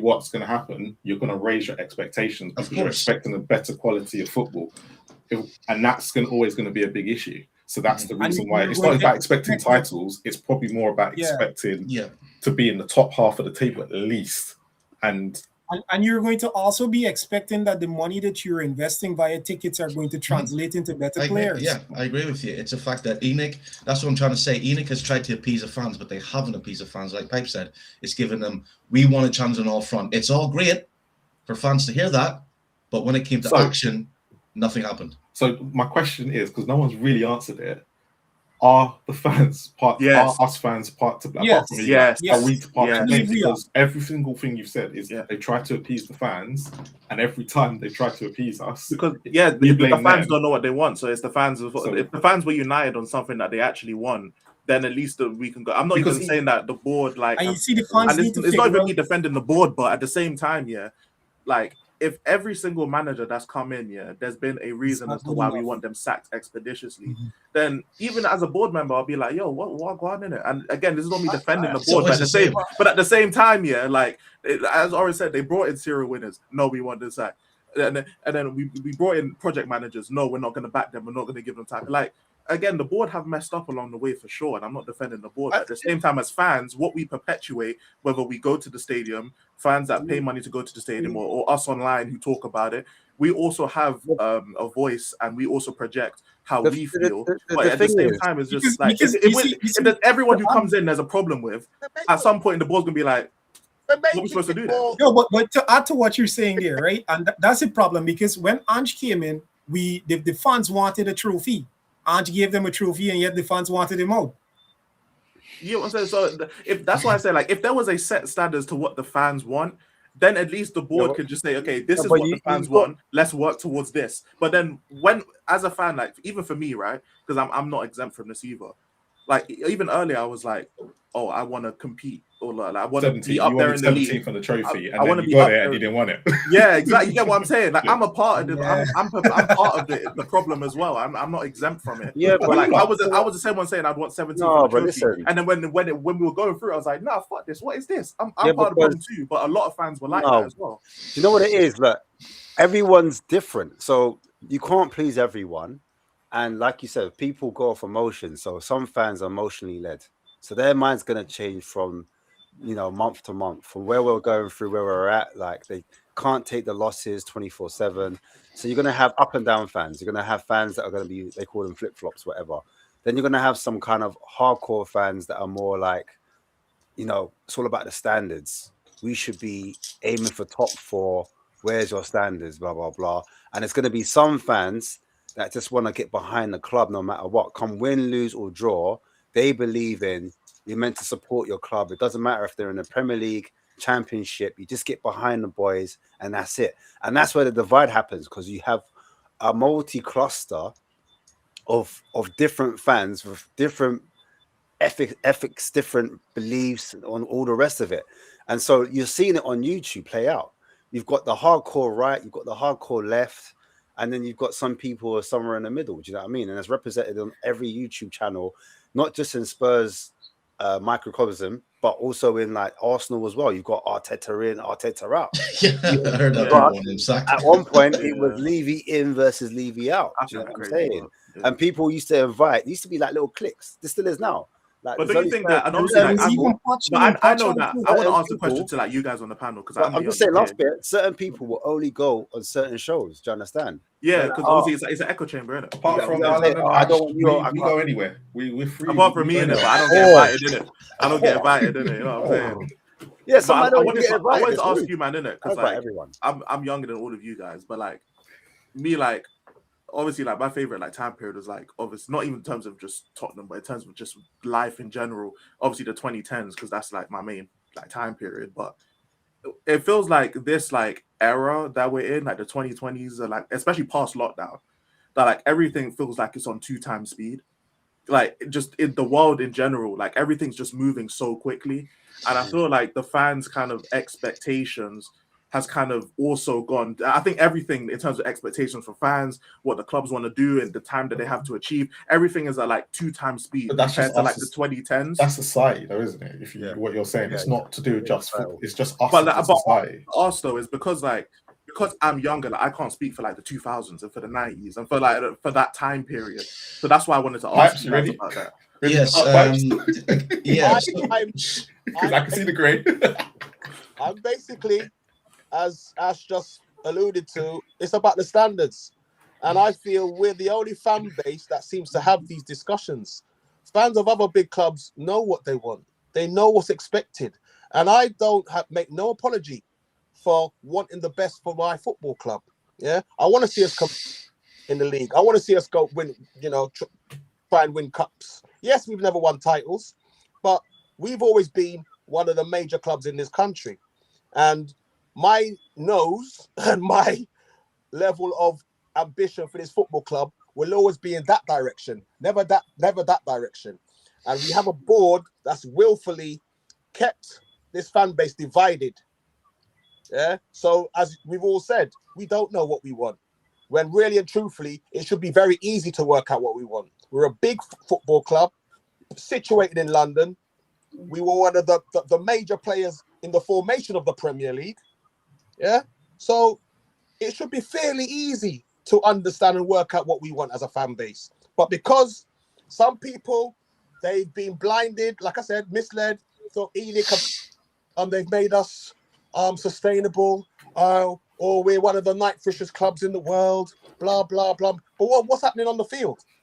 Yeah, they've now delivered this tiny new toilet bowl of a stadium that's literally serviced their pockets.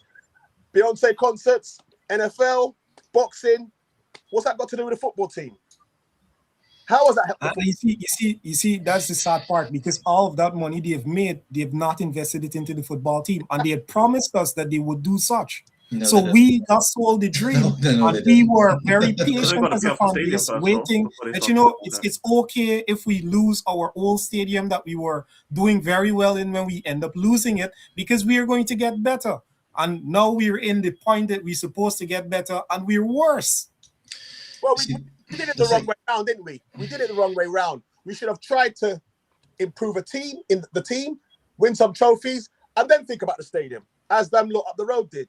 But that was never there. But that was never going to happen, because the whole point of why we got the stadium was so we could compete with the likes of the cities, the Liverpools, and at the time. That's in a brochure, Marlon. And you see, but that's the thing. You see, that's the difference with Chelsea, because Chelsea doesn't have a big stadium, but they're competing still because but we know why. Yeah, but we know why Chelsea are competing. There's a difference there. There's a big difference there to why Chelsea are competing. Yeah, you know why they're fucking. We won't get into that, but but Pipes, what I get it, and I do agree with you, but at the same time, the money that we're generating now, they've got no excuses, and that's the biggest thing now. We needed the new stadium, no matter what we all want to say. We needed that new stadium because I don't disagree, right? But the problem is, and Oren's right, they never actually promised us that all the concerts, all that would go back into the football club. It was just extra income and to give us the actually they did. We assumed that it would. They did. No, they did. We assumed. They never. We assumed. No. There was written. See, that's the thing. All Levy said. All of the Levy didn't say that. A lot of people back into the team. Revenue streams that would work its way back towards the team. I'm pretty sure I heard that. Yeah, that is what he said. Yeah, but revenue streams as in like the global like brands, spending for the stadium and outside of the stadium, maintenance and all. You see, the thing is, a lot of people don't understand. I think a lot of fans don't understand what ENIC actually does as a company. Because if you understood what ENIC done as a company, they have done exactly what they've done as a company with Spurs. As a company. Their whole thing from the start. I remember reading this article when they took over, because I remember like the Sun was printing out how, because it was just after Roman Abramovich had bought Chelsea, ENIC bought them, and we were expecting like Pavlyuchenko and all those things. Levy came out and says, first of all, I just want to say, we're not here to invest into the club. Whatever Spurs make money-wise goes back into the club, but there will be no outside investment. We will not take money out. Our job is to take Tottenham Hotspur from the base and build it from the outside. But they did get the foundations right, which is they did go against their word on that. They did take money out at the end.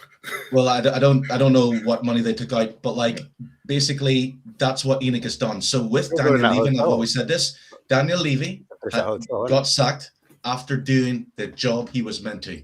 The concerts, the go-karting, all that. Daniel Levy's job was to take Tottenham Hotspur, a club that was historically a cup club, and make them into a club that can be seen as a top 6 and Champions League, and he did it without any winning trophies. So that's, as much as fans go against Daniel Levy, he got 2, but that's what ENIC's plan was all along, which they have done. So now what they have to do is the next step, which is to invest, and that's where ENIC is struggling, because now they're saying, right, we have the club, we have the revenue, we have revenue, we have all this. Now we have to buy players. But what the problem for ENIC is, and what they've discovered is, players want to come to a club that historically will prove that they can win trophies, and a lot of trophies. So now they go, because they can have a better club than Man United, which they do. Spurs have a bit better stadium than Man United. But if Man United coming for a player, and Spurs going for a player, that player's picking Man United. Why? Because of the history of that trophy and title winning. So now Spurs have a dilemma. Overspend on players, hoping they'll work out, or buy low-budget players, hoping they'll work out.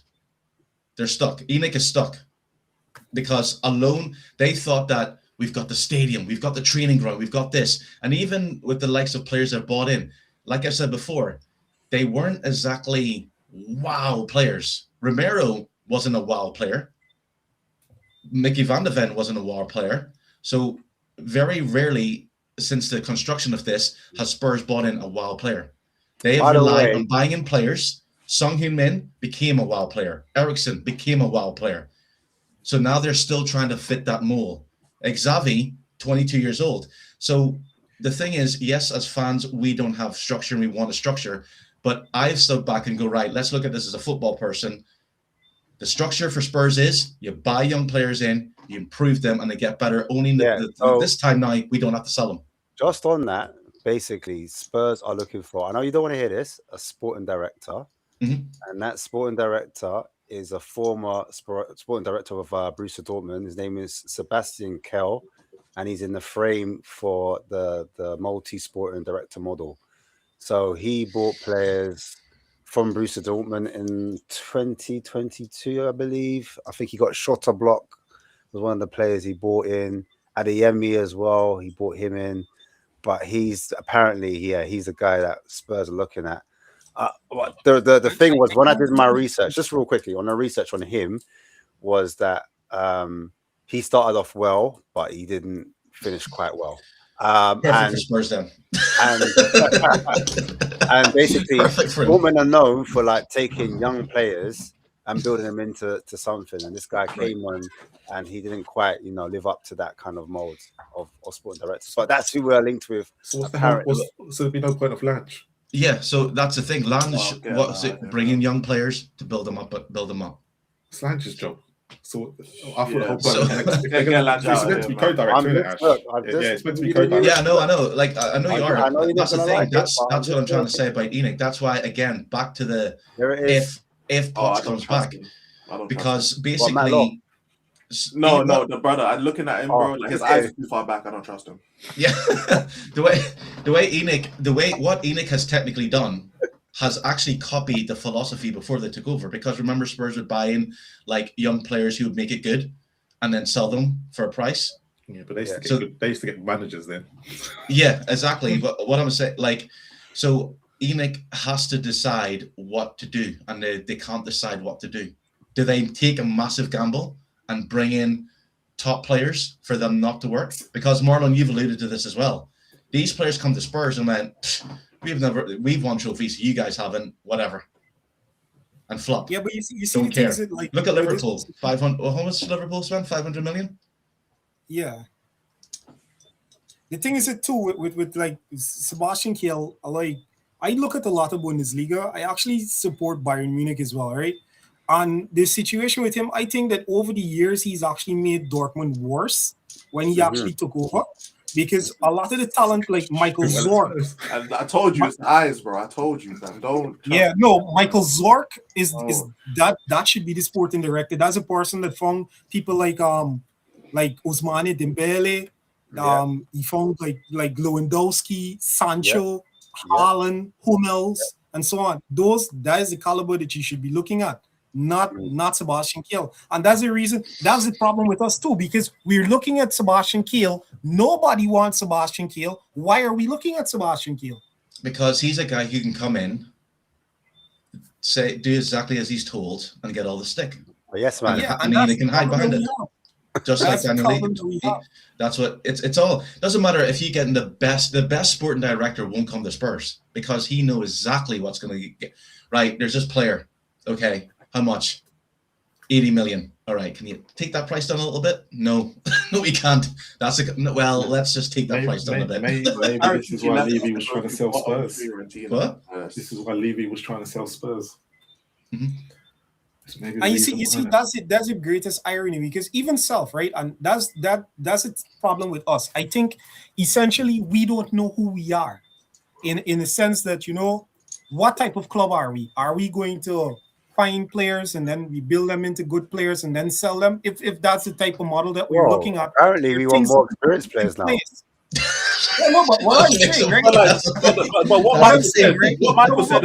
Hear me out. What I'm saying, right, is that if we are that club, it is fine. Let us get people into positions that model will work with.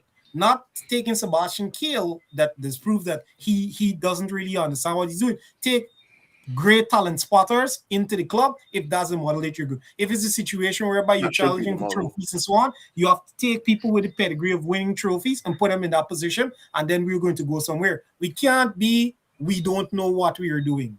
But remember, Michael, though, we was that for how many years? And then when did it change? It's when the fans decided that, we're supposed to be winning all these titles now. And now we're supposed to be winning titles. Now the board are trying to compensate for that, and now we don't know what we're doing. That's why, this is what we should be. This is what we should be. And then, what happened with Poch was literally the same thing. That's what the model was built on. Us developing players, we have the coaches there. We've got a manager who knows how to coach and make these players better than they are. Exactly. And then we get to that point. All we really had to do at that point was bring in some more players. Sure, I understand that. And we should have won some more trophies. I do understand that. But, the model to get us to that point was we are a club that doesn't sign the top players.